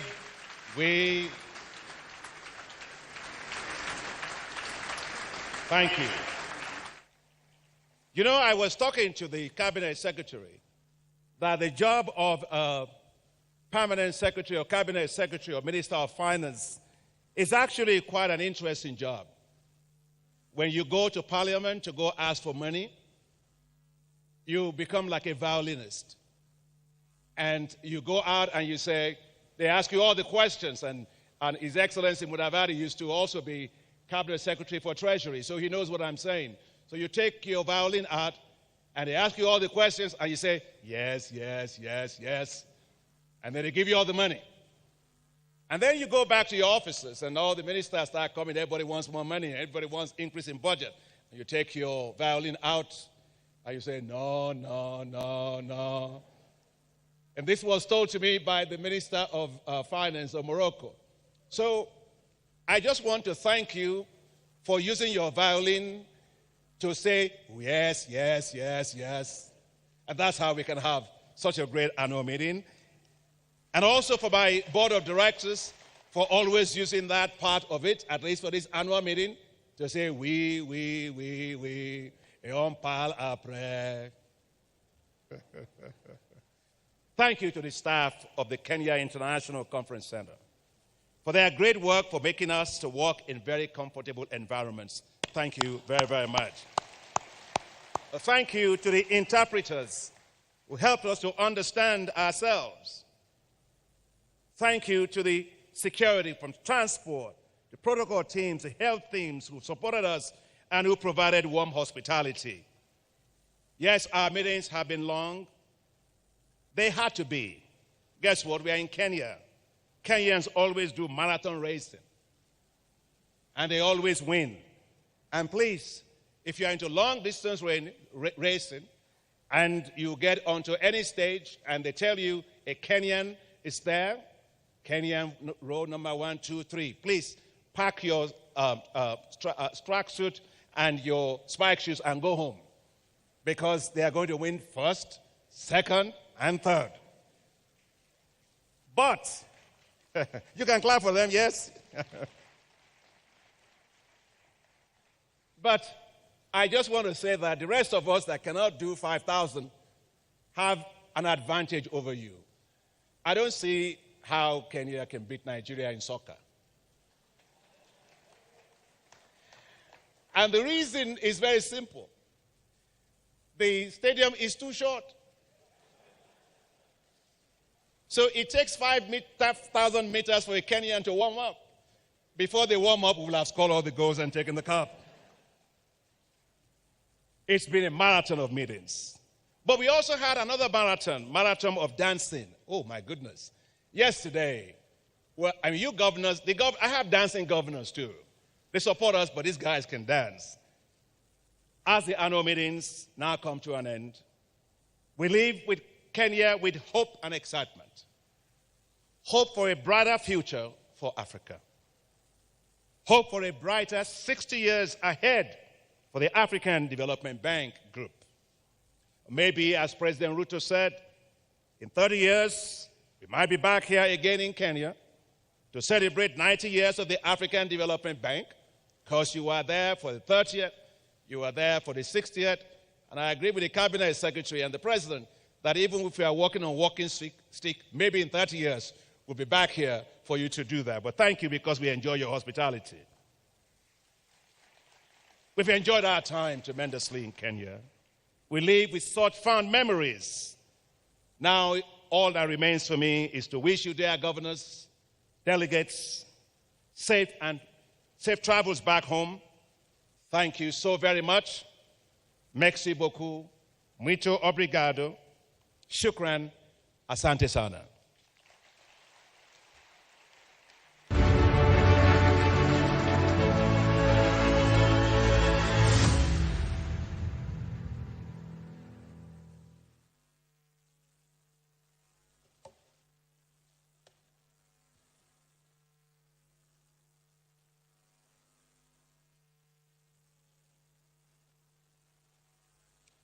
Thank you, Mr. President, for your closing remarks. At this juncture, may protocol please be in position to bring in the new bureau. Côte d'Ivoire.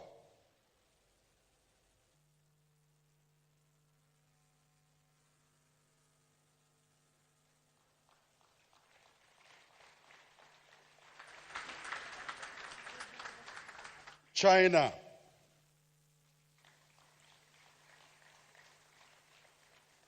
I understand that China had to leave early. Democratic Republic of Congo.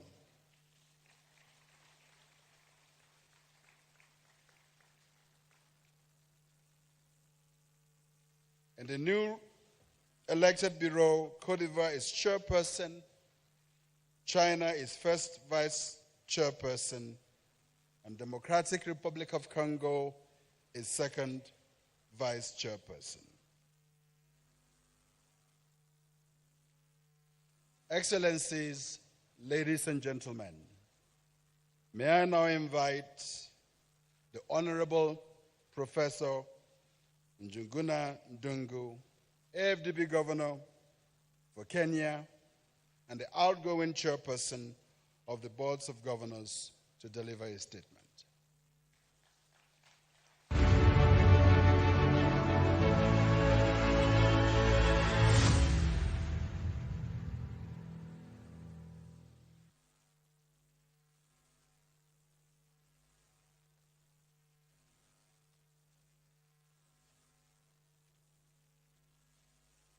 Thank you very much indeed. Let me acknowledge the presence of His Excellency the Prime Cabinet Secretary of the Republic of Kenya, Dr. Musalia Mudavadi. Let me also recognize the President of the African Development Bank Group, my friend for a long time, Dr. Adesina. Great to see you in Kenya and to remember your home, your second home. Your Excellencies and fellow governors, distinguished guests, It is indeed amazing that the week has moved very fast. I think the week of an annual meeting is fairly too fast. I don't know how we can slow it, because I didn't realize that the week will end, but it has come to an end. It was fast because it was really congested or concentrated with so many activities and so many areas to cover. And so we were not very conscious about time. We were conscious about the issues that we were dealing with. Let me register my profound appreciation for the active participation of the last 1 week of the 2024 annual meetings of the African Development Bank Group. You came and participated as key stakeholders because you support and strongly believe in African Development Bank and Africa at large. So I thank you for your presence and the roles you played during these crucial meetings, with no doubt, are going to be very impactful. Ladies and gentlemen, Your Excellencies, we are in an era of multiple and persistent shocks. These challenges are also immense, and they cover a lot of perhaps diverse areas in the African region. But it's also an era of hope, because where there is a crisis, we should make sure that we don't let the crisis pass without taking advantage of that crisis. Where there is crisis, there must be some opportunities. We therefore call for stronger African Development Bank Group that can work with us and address our development challenges for a better future. In a world of uncertainty, it is more important for us to have the mind, assume the vision, shoulder the responsibility, and even play the role that come along with our status as major beneficiaries of the African Development Bank. The theme, Africa's transformation, the African Development Bank's role, and the reform of the global financial architecture has been well executed with ideas and action points. We need to implement the roadmap as we go along. The communique of the 59th annual meetings of the Board of Governors of the African Development Bank Group with the African Development Bank and the 50th annual meetings of the Board of Governors of the African Development Fund, which we adopted today, clearly outlines the pressing development imperatives of Africa's steadfast commitment to transformational progress. We all acknowledge the critical and urgent need to reform the global financial architecture. The reforms to strengthen the roles of the regional multilateral development banks and to build capacity to enable fit for purpose as well as flexibility with reliable, effective financial instruments that can adapt to the changing circumstances. Our strong support goes to rechanneling of the special drawing rights, SDRs, to Africa through African Development Bank, and this will signal capacity and capability of the bank. The board's approval for the general callable capital increase will protect the African Development Bank's AAA rating, which will enable the bank to maintain its lending trajectory while ensuring that it has sufficient buffer to mitigate potential external shocks. The approval will also preserve the African Development Bank's position as a strategic lender and the premier development finance institution in Africa. But specifically, the recommendations by the governors that African Development Bank should seek an independent route for a standalone AAA rating is quite encouraging and coming from the governors. I therefore convey my appreciation to my fellow governors for the efforts deployed towards the achievement of this noble and desirable outcome. Ladies and gentlemen, I humbly exit the role of the chairperson of the boards of governors of the African Development Bank Group. Allow me to extend my sincere appreciation to you, African Development Bank Group President, honorable governors, and bank senior management, and the government of Kenya officials for your unwavering support to my role as the chair over the last 1 year, which has strengthened the business of our bank. In particular, the role of the Secretary General, Professor Vincent Nemehiere, was critical in walking me the path of hosting the annual meetings. It is not easy, as you can see, the infrastructure around us. It's not easy, as you can see, that Nairobi is a favorite place. That's why we ended up having 8,300 participants. As of yesterday, when we were trying to connect even to the Wi-Fi, I was told by the providers that 11,400 people were connected at the same time. It was becoming quite challenging in terms of capacity, but we managed. So you can see the diversity of it all. Thank you. As we conclude the annual meetings in Kenya today, I'm happy to note that Honorable Governor for Côte d'Ivoire, who is here, is ready to take the baton, which I'm also ready and honored to pass on. I wish the governor all the best and avail myself for consultations when required. So as you plan your departures, guests and friends to your various destinations, we hope you have enjoyed Nairobi. I had promised the president that I will consult the gods to make sure that the rains don't come until after 5. And I think I must have made very short consultations and the responses were swift. The rains didn't come at all except the 1 or 2 days. So we are happy about that. And of course, you have enjoyed, that allowed you to enjoy the hospitality, the diverse hospitality of Kenya, and sample diverse culture and also rich offerings, even including our evenings and dancing.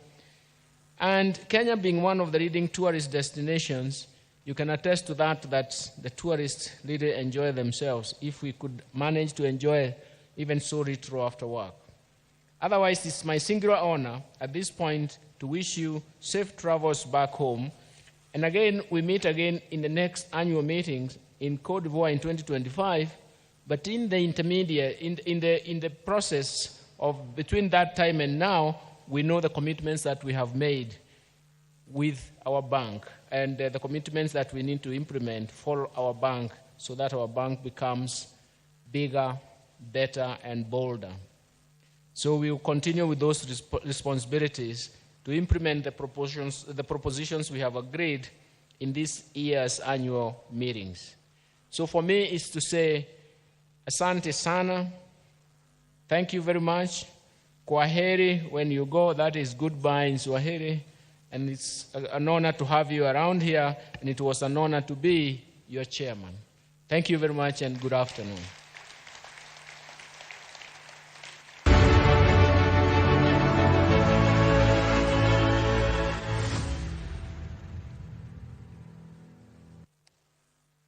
Thank you, Chair. Excellencies, ladies and gentlemen, may I ask protocol to invite Mr. Lasmel Philippe, the temporary governor for Côte d'Ivoire, to come up for the handover.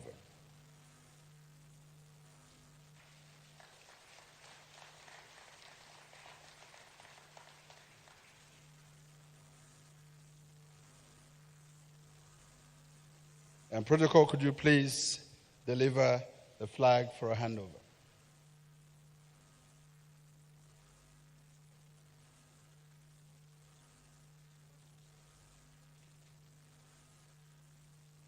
Time.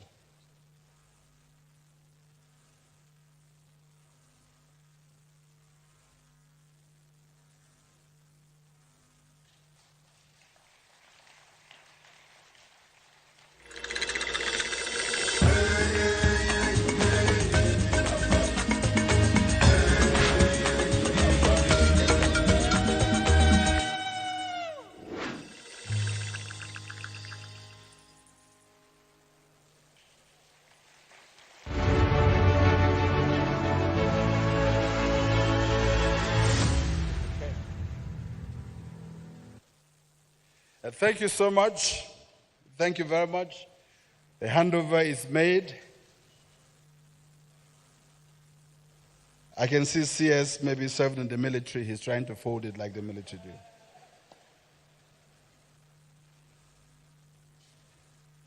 May I use this opportunity, therefore,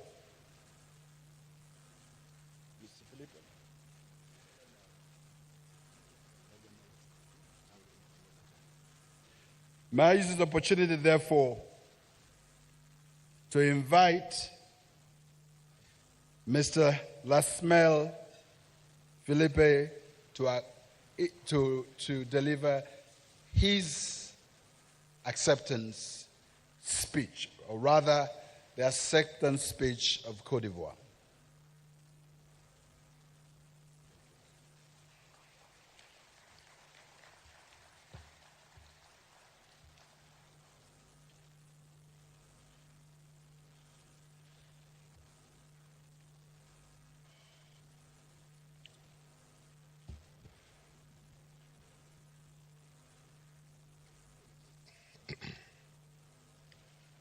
Monsieur le First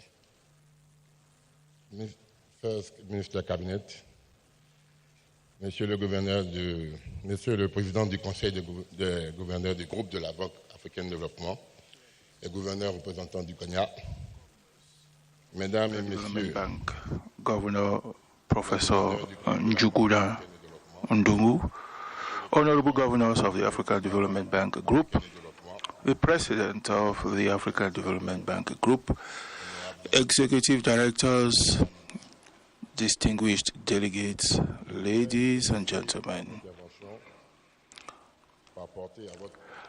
Allow me to start by conveying to you the apologies of Madame Kaba Niali, the Governor for Côte d'Ivoire, who on account of a very tight schedule is unable to be with us today. And on her behalf, allow me to extend, on behalf of the authorities of Côte d'Ivoire, the appreciation and gratitude of Côte d'Ivoire to the Republic of Kenya through your authorities for your successful organization of the 59th edition of the African Development Bank Group annual meetings in this beautiful city of Nairobi. Let me also convey my thanks to the people of Kenya for the warmth of the hospitality we've enjoyed so far. And as such, everywhere we went to, we felt at home.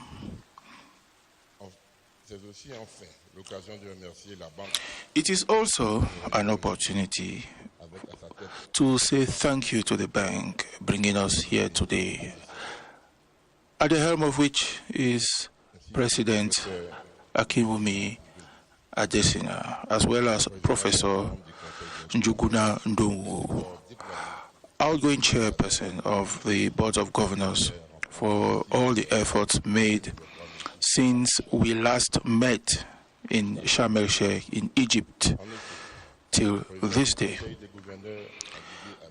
Because the chair of the Board of Governors tactfully and with a lot of clear-sightedness steered the proceedings of the Board of Governors. And today, Côte d'Ivoire has been elected to play host to the next annual meetings of the African Development Bank Group. And at this juncture, let me indicate that His Excellency Alassane Ouattara, President of the Republic of Côte d'Ivoire, and his government are honored and delighted to host the entire Africa and the partners in Côte d'Ivoire, and through me are conveying the sincere acknowledgement and appreciation of Côte d'Ivoire to all our friends on the continent of Africa. Ladies and gentlemen, you will be coming home to Côte d'Ivoire in Abidjan, on the shores of the Ebrié Lagoon, a country of hospitality, where we will share and push for the clearly outlined ambition and vision for Africa with our development agenda. And as it is its want to do after successfully organizing the recent edition of the Africa Cup of Nations, which it won, Côte d'Ivoire will spare no efforts. Côte d'Ivoire, as I was saying, will spare no effort to work in synergies with all the stakeholders, especially the bank team, so that our next meetings will be as resounding a success as this edition. So on behalf of Honorable Governor Kaba Nyale and the highest authorities of Côte d'Ivoire, let me convey our traditional akwaba to you, welcoming you all home in Côte d'Ivoire. Long live the Africa Development Bank, long live Africa with its solidarity and prosperity. Thank you.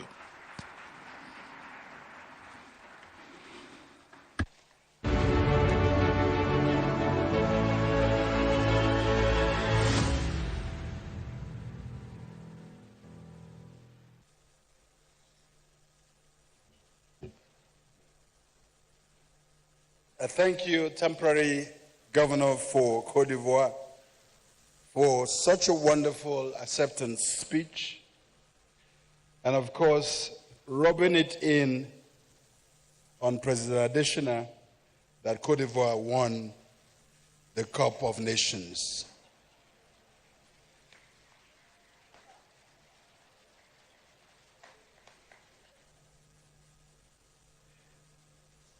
Excellencies, ladies and gentlemen, may I now invite His Excellency Honorable Musalia Mudavadi, Prime Cabinet Secretary and Cabinet Secretary for Foreign and Diaspora Affairs, representing the host country, to deliver the closing statement.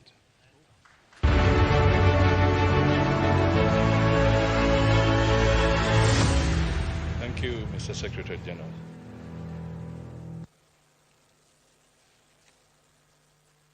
Mr. President, Dr. Akumi Adesina, Madame Adesina, my brother, Professor Njuguna Ndungu, the outgoing chair, and Mr. Felipe Lasme, representing the incoming chair.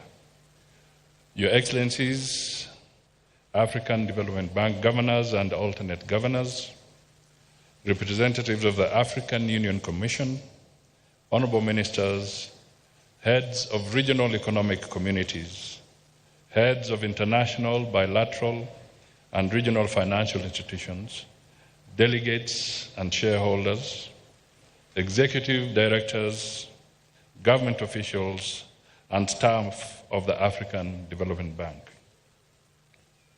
Let me take this opportunity to extend my sincere appreciation for your active participation in the 59th annual meetings of the African Development Bank Group and the 50th annual meetings of the African Development Fund.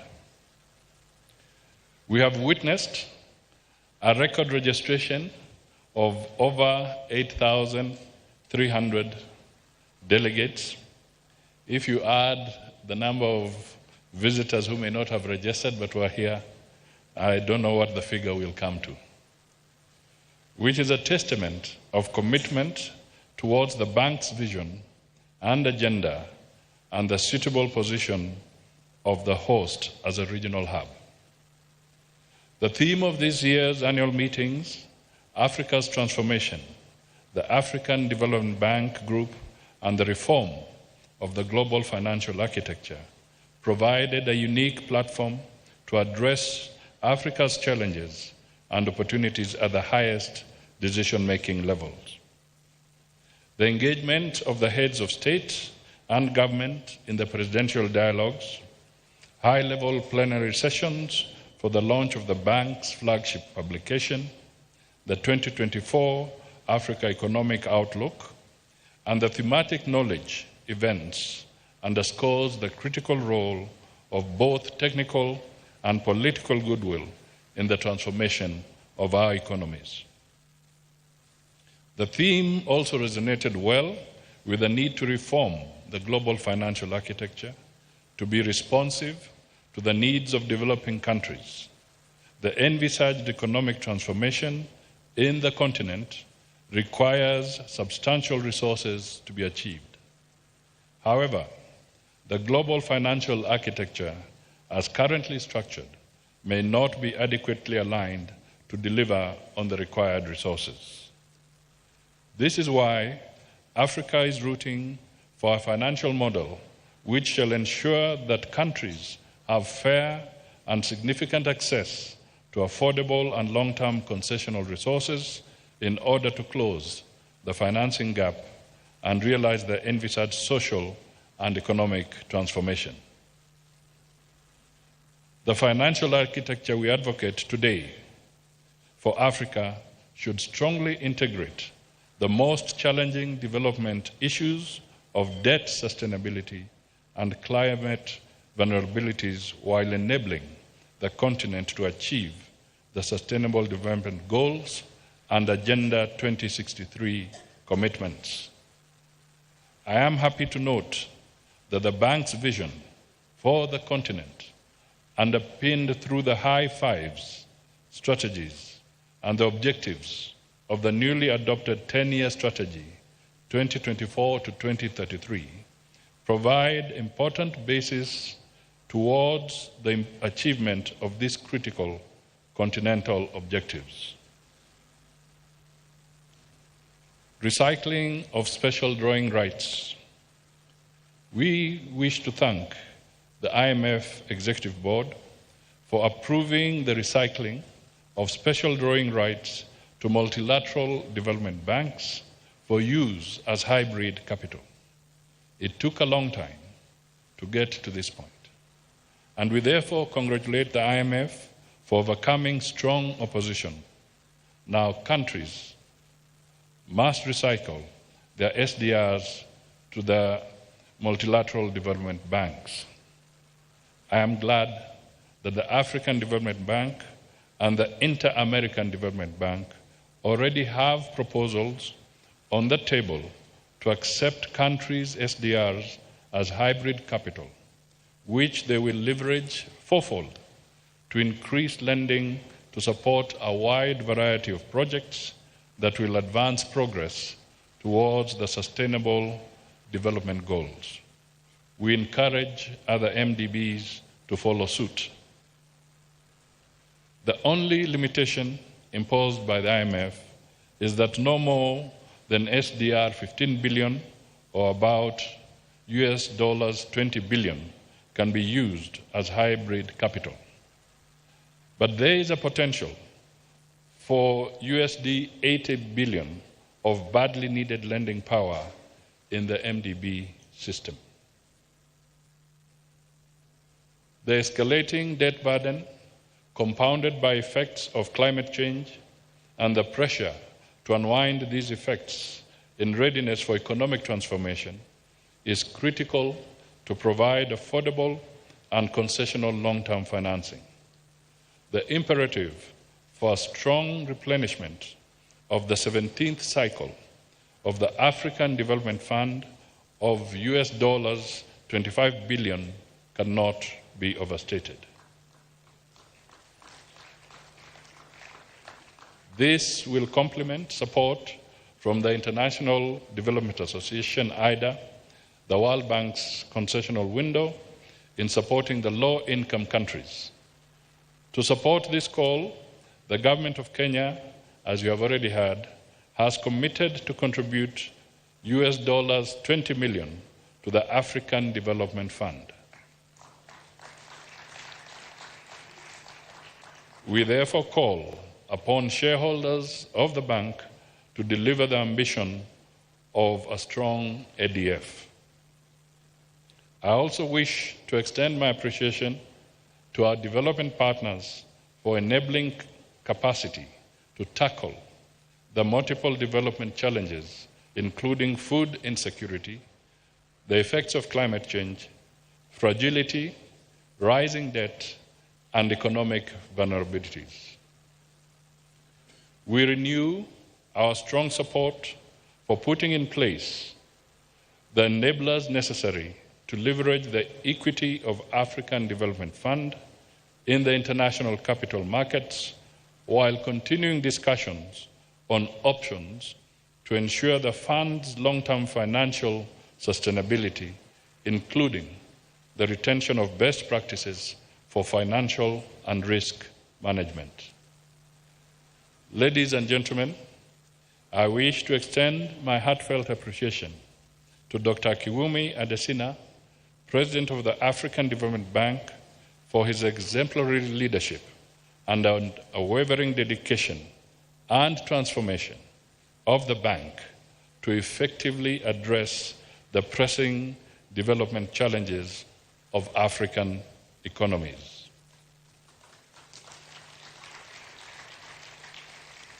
These efforts have placed the bank at the forefront of the global development community, and the bank's role has been pinned as a leading development partner through its frontier working policy, development, and support using diverse instruments to the African economies. I hereby fully reaffirm my support to his work and vision to improve the quality of lives of our people. Well, I was asking the President and his team, the Secretary General, and indeed I must ask all of you, I wonder what your weight was when the meetings were starting and whether you feel lighter today. You have done a tremendous job, all of you, and really, on behalf of the government of Kenya, we really want to acknowledge each and every one of you for having done a sterling job.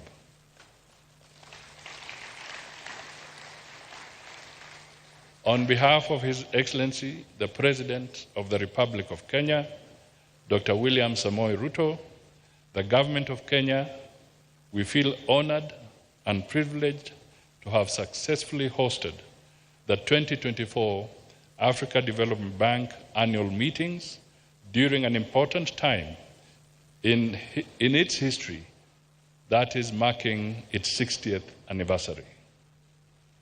With those few remarks, ladies and gentlemen, I wish you all a pleasant stay and a safe journey back to your respective destinations.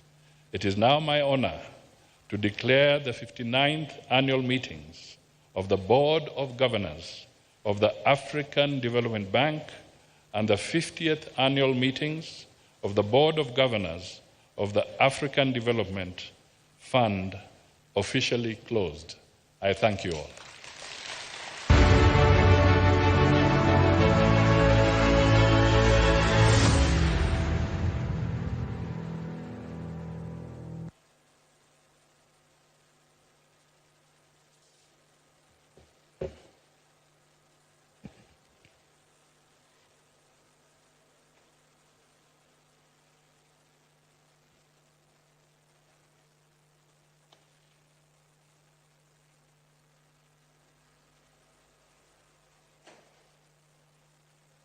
Thank you, Honorable Prime Cabinet Secretary, for your wonderful speech.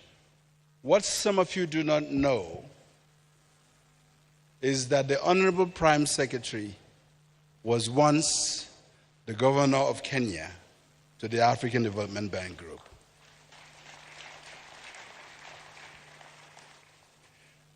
Even though he has said that the meeting is closed, we crave your indulgence for one more little stuff that will come your way in a split second. But before then, Excellencies, ladies and gentlemen, permit me to recognize those who have stood solidly behind me as Secretary General of the bank, working with Kenya for the last 1 year to organize this annual meeting, led by the team leader, Mr. Andre Bass. Andre, could you please stand?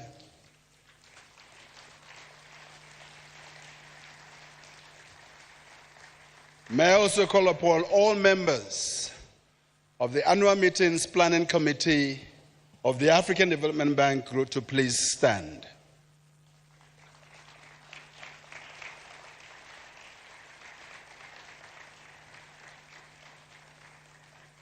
I want to profusely thank you for the support you gave me, because without you, I could not have done the job that I was assigned to do to ensure that we deliver a wonderful annual meeting. And remember that each annual meeting must be the best annual meeting ever. And Kenya has proved, despite the challenges, CS, that it is the best annual meetings ever.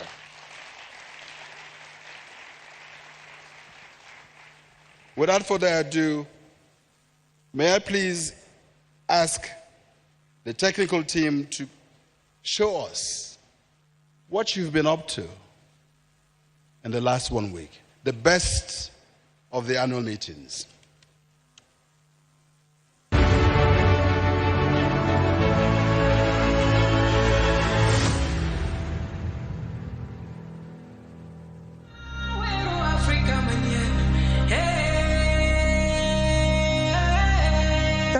Ago, Nairobi hosted the annual meetings of the African Development Bank Group, right here in this very location, KICC. It's been 5 days of connecting and transformative discussions with memories made and new contacts established. Let's dive into the highlights of the 2024 annual meetings of the African Development Bank Group. On behalf of the people and government of Kenya, I extend a very warm welcome to each of you and invite you to feel at home in this land of many delights. To accelerate Africa's structural transformation, President Ruto of Kenya called on common action led by homegrown solutions and resources.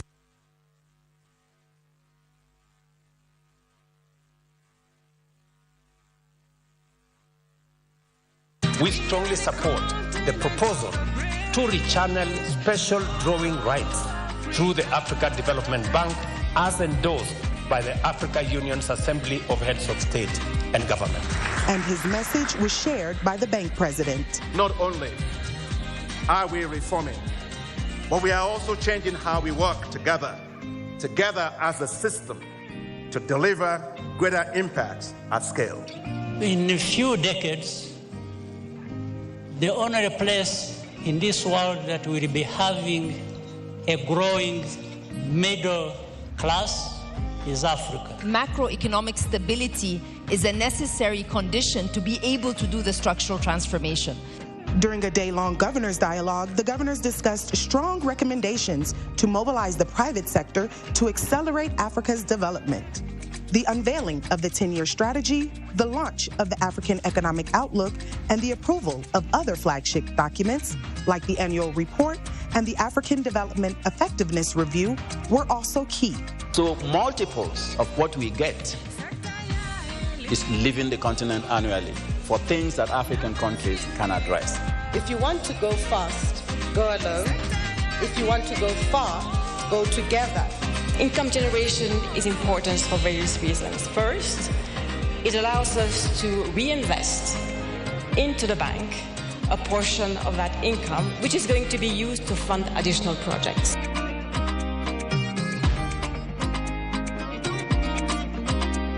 The annual meetings was also the perfect opportunity to network, to discover Nairobi, and to have a great time.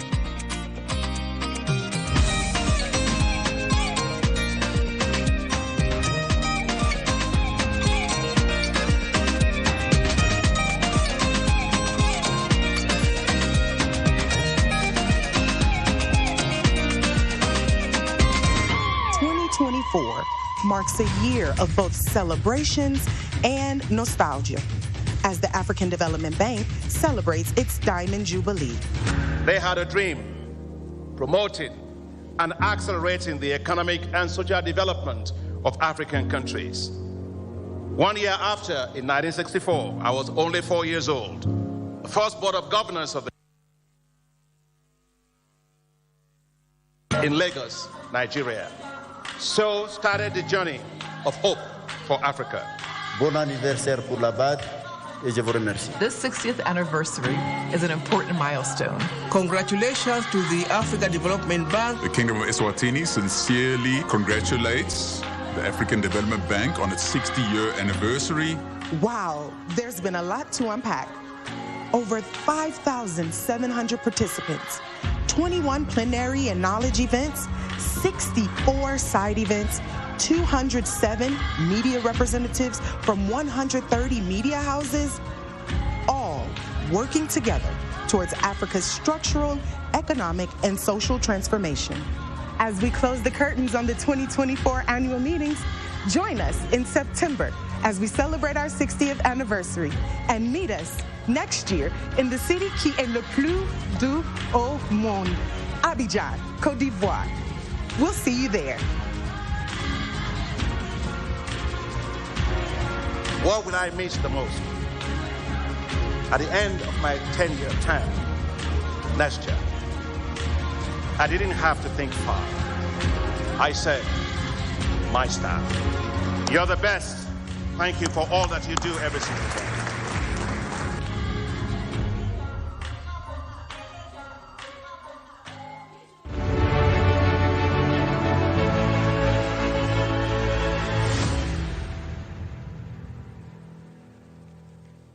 Where's my microphone? Isn't that electrifying? To wrap up, as we close, thank you very much for coming. May I invite His Excellency, Honorable Musalia Mudavadi, protocol please, to have a picture with the Bureau.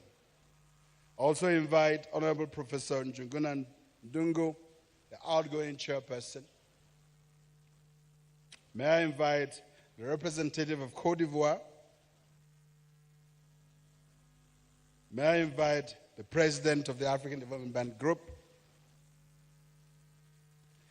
May I invite the representative of Democratic Republic of Congo. And of course, China just had left before the time.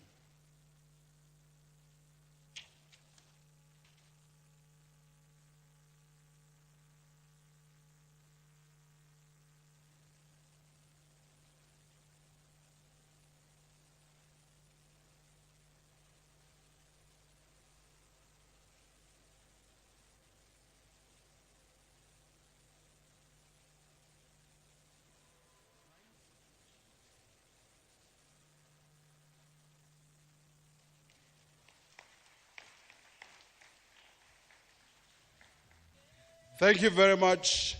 Have a safe trip back. But before you go back, don't forget tonight, the governor's closing dinner at Uhuru Gardens. And the governors, please, I'm hoping that the governor of the U.S. has changed her flight. Please, 8 a.m. at Uhuru Gardens. Immediately after now, there will be the closing, 8 p.m., not a.m. It may well be 8 a.m. till the following 8 a.m. 8 p.m. tonight at the Uhuru Gardens. I've lost track of time, as you can imagine. And then, of course, following now is the closing press conference at Lenana Hall downstairs. Please join us. Thank you, Excellencies. Thank you, ladies and gentlemen. Au revoir. Bye-bye. God bless you.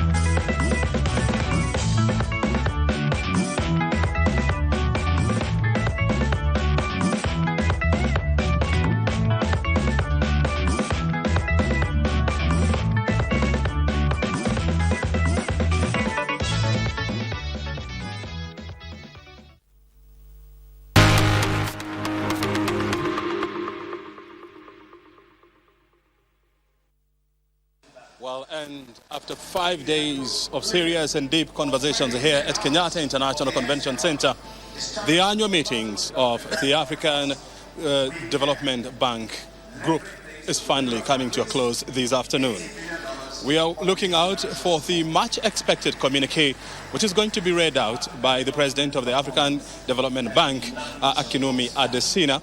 And of course, we'll be looking out to see what exactly, what are some of the issues that they are going to be highlighted in that document, and how Africa is going to follow through on the commitments that are going to be made here to ensure that we achieve the aspirations of this meeting. We have been here since Monday, and of course today we are winding up. And joining me on the set, we are talking to the Bank of South Sudan Governor and also the chairperson of the East African Monetary Affairs Committee, Dr. James Alich Garang. He's going to explain to us what has been his experience in the last 5 days, whether his expectations have been met, and what is the way forward. Thank you very much indeed, Governor, for joining us here. First of all, I want to hear from you. We've been with you here for the last 5 days. What has been your experience in this meeting? Thank you very much, O'Brien, for having me this afternoon. My experience for the last 5 days is that the meeting themselves had been very engaging and productive. And I can say that we truly have a successful meetings, and of which the outcome of those meetings will be articulated in the communique that will come out just briefly. If you want me to go ahead and highlight some of those highlights, I can do so. Yes, please. I'll just mention a few of them. The key point has been the need for the governors to push and articulate the vision that is around reforming the global financial architecture. That point has been made over and over, and we are very happy about the position that has been articulated, not just by the governors, but also by the governors, by the presidents during the presidential dialogue. What is really involved in those? It has to do with the push and the need for Africa to access financing on a scale that is commensurate with the development needs of the countries, and at the same time on a speed that there is the need for velocity. So that's the key. The other one is that it has, for a very long time, African countries have been accessing financing, especially with terms that are not favorable. So the push has been to ensure that we need concessional facilities, and at the same time also longer maturities and longer grace period. And finally, is for Africa also to ensure and access smart climate financing. So for us at home, the need is for us to develop policies that are consistent with the smart financing. But the global community is also challenged to ensure that we have access to those climate finance. So this is around reforming the global financial architecture. The other point has to do with the African Development Bank delivering on its mandate. And now its mandates and visions and mission are revised. And the focus on the Africa that we want, which is the Africa that should be inclusive, resilient, integrated, and at the same time speaking with louder voice and one voice. That message has been made very, very, very clear. The third point is for the AfDB and all of us to mobilize the private sector to play its transformative role in developing Africa. So that's the key point. And on many platforms that we have had, the private sector participants came and they provide their views. The fourth point, which I've just said earlier, and this is made very clearly by President Ruto, by President Kagame, and other presidents, and which is the point that we must embrace the idea that charity begins at home. And that has to do with, instead of exporting African problems to others to resolve them for us, we must look for solution also, if we can. So this is the key point that has been made. The last point that I would like to add here is the need for Africa to be fully integrated. And in this regard, for example, the Horn of Africa had a very successful meeting where a number of agreements were signed with a number of countries on Africa disaster and risk financing mechanism. And these were specifically meant for South Sudan, Somalia, and Djibouti. And the whole idea is that there are countries in the region, especially in the Horn of Africa, that are least connected. So the resolve was that we must properly connect ourselves. So as we leave this meeting, we are leaving with a resolve that there are things that need to be changed, both at home and globally. And our resolve cannot be overstated. Very well. I mean, one of the key discussions here was how to integrate African economies and, of course, expand and deepen our infrastructural interconnectivity. What lessons is EAC picking out of this meeting? Of course, let me put it from the AfDB perspective. The AfDB financial standing is very strong. That's what we have just learned. And as a result, the AfDB is mobilizing resources. Some of these resources will be deployed to regional blocks, including the EAC. So that's one aspect. The other aspect is that the EAC itself is a strong regional bloc. And as a result, some of the policies that we have discussed, we will also bring them to the EAC platform, including the summit. And so the whole idea of connecting the regions and the EAC is just a lesson that we have drawn from the AfDB meeting. And as a result, at home, in the EAC, we'll be pushing this. I have just said earlier that in the Horn of Africa, some of the countries in the Horn of Africa are the EAC members. So the resolution that was made to connect the EAC is an outgrowth of the AfDB meeting. And then before I let you go, I also want to hear from you then, how do we make the aspirations of this meeting work for the continent going forward? I think this will need leverage at many fronts. At home, countries would need to streamline their policies if they are not streamlined already. For example, there are countries that have smart climate policies, and there are those who do not. Those who do not are required to develop smart policies. And in the region, we also need to communicate these policy positions here at home, and we also need to take them to the global community, especially at those tables where we sit. We spoke earlier that, for example, in the G20, at the G20, Africa as a whole has 3 seats. One for South Africa, one for Nigeria, and the one for the EU. So the messages that are coming out here today and the communique, some of those our leaders will take them to the G20 and communicate them there, because it is at G20 where certain decisions are made which has implication for the decisions that are made at the board of the international financial institution, particularly the World Bank and the IMF. And in this case, the idea of reforming the global financial architecture cannot just be spoken and left here. It has to be taken to those tables and discussed. And our leaders at different levels will be well placed to articulate those. And I'm sure our communique also is going to be a conduit that will just use to say, look, this is what we have resolved as governors, this is what we want, this is what we want to see. Very good. Thank you very much indeed, Governor, for joining us here. And of course, we'll continue with this conversation going forward to ensure that the aspirations of this conference are captured in our socio-economic development between now and going forward. It has been a pleasure, O'Brien, engaging with you this morning and the last few days. We look forward to a brighter Africa. Thank you very much. Thank you very much. Asante sana. Very good. I mean, that is the governor of the Bank of South Sudan, as well as the chairperson of the East African Monetary Affairs Committee, that is Dr. James Alich Garang, joining us.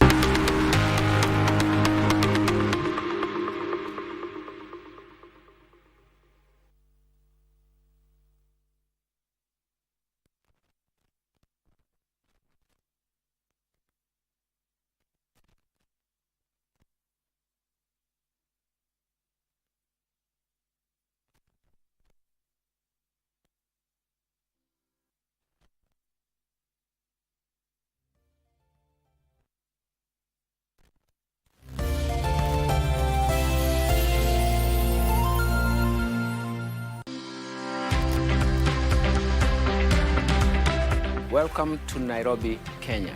On On behalf of the Government of Kenya and the African Development Bank Group, I wish to extend a warm welcome to all distinguished guests and delegates to the highly anticipated 2024 annual meetings in Nairobi, Kenya. Kenya's desire to host the 2024 annual meeting and the 59th annual meeting of the African Development Bank Group underscores its commitment to advancing regional and continental cooperation towards an inclusive and sustainable development. The Republic of Kenya takes pride in the foresights of His Excellency the President of the Republic of Kenya, Dr. William Samoei Ruto, in singling out contemporary African problems of socio-economic transformation required given the existential threat of climate change, the required reforms of the multilateral development banks to be fit for purpose, scale up resources, and championing for the reforms of the global financial architecture. This is the 59th annual meeting of the African Development Bank Group and also marks 60th anniversary of the African Development Bank. It is thus a celebration. It has a theme, African economic transformation, the African Development Bank Group, reforming of the global financial architecture. It is such an exciting theme at this time in African continent. The annual meetings will provide an unparalleled networking opportunities, facilitating strategic collaboration and partnership with key decision makers from African Development Bank Group member countries, as well as all shareholders, but also explore feasible solutions for African economies and the transformation agenda. We want to assure you all, our distinguished guests and delegates, that Kenya is fully prepared to host the event, ensuring a seamless experience for everyone. The event will be hosted at the Kenyatta International Convention Center. The historical significance of this convention center is that it hosted the World Bank and International Monetary Fund annual meetings half a century ago. That was in 1973. We look forward to welcoming you to Nairobi for what promises to be a historic chapter in our ongoing partnership with the African Development Bank Group, the African region, and the world at large. So karibu Kenya, welcome to Kenya. Asante sana, thank you very much.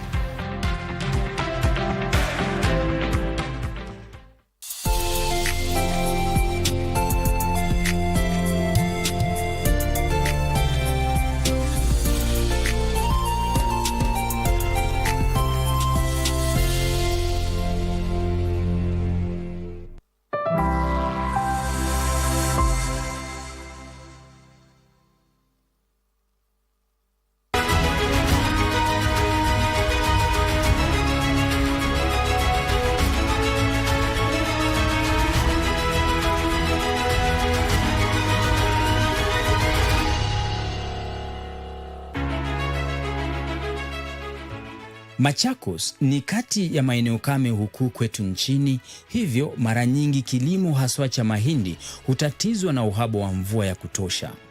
Hivyo huenda usivune mahindi ama upate mahindi kidogo sana. Basi mbinu badala inahitaji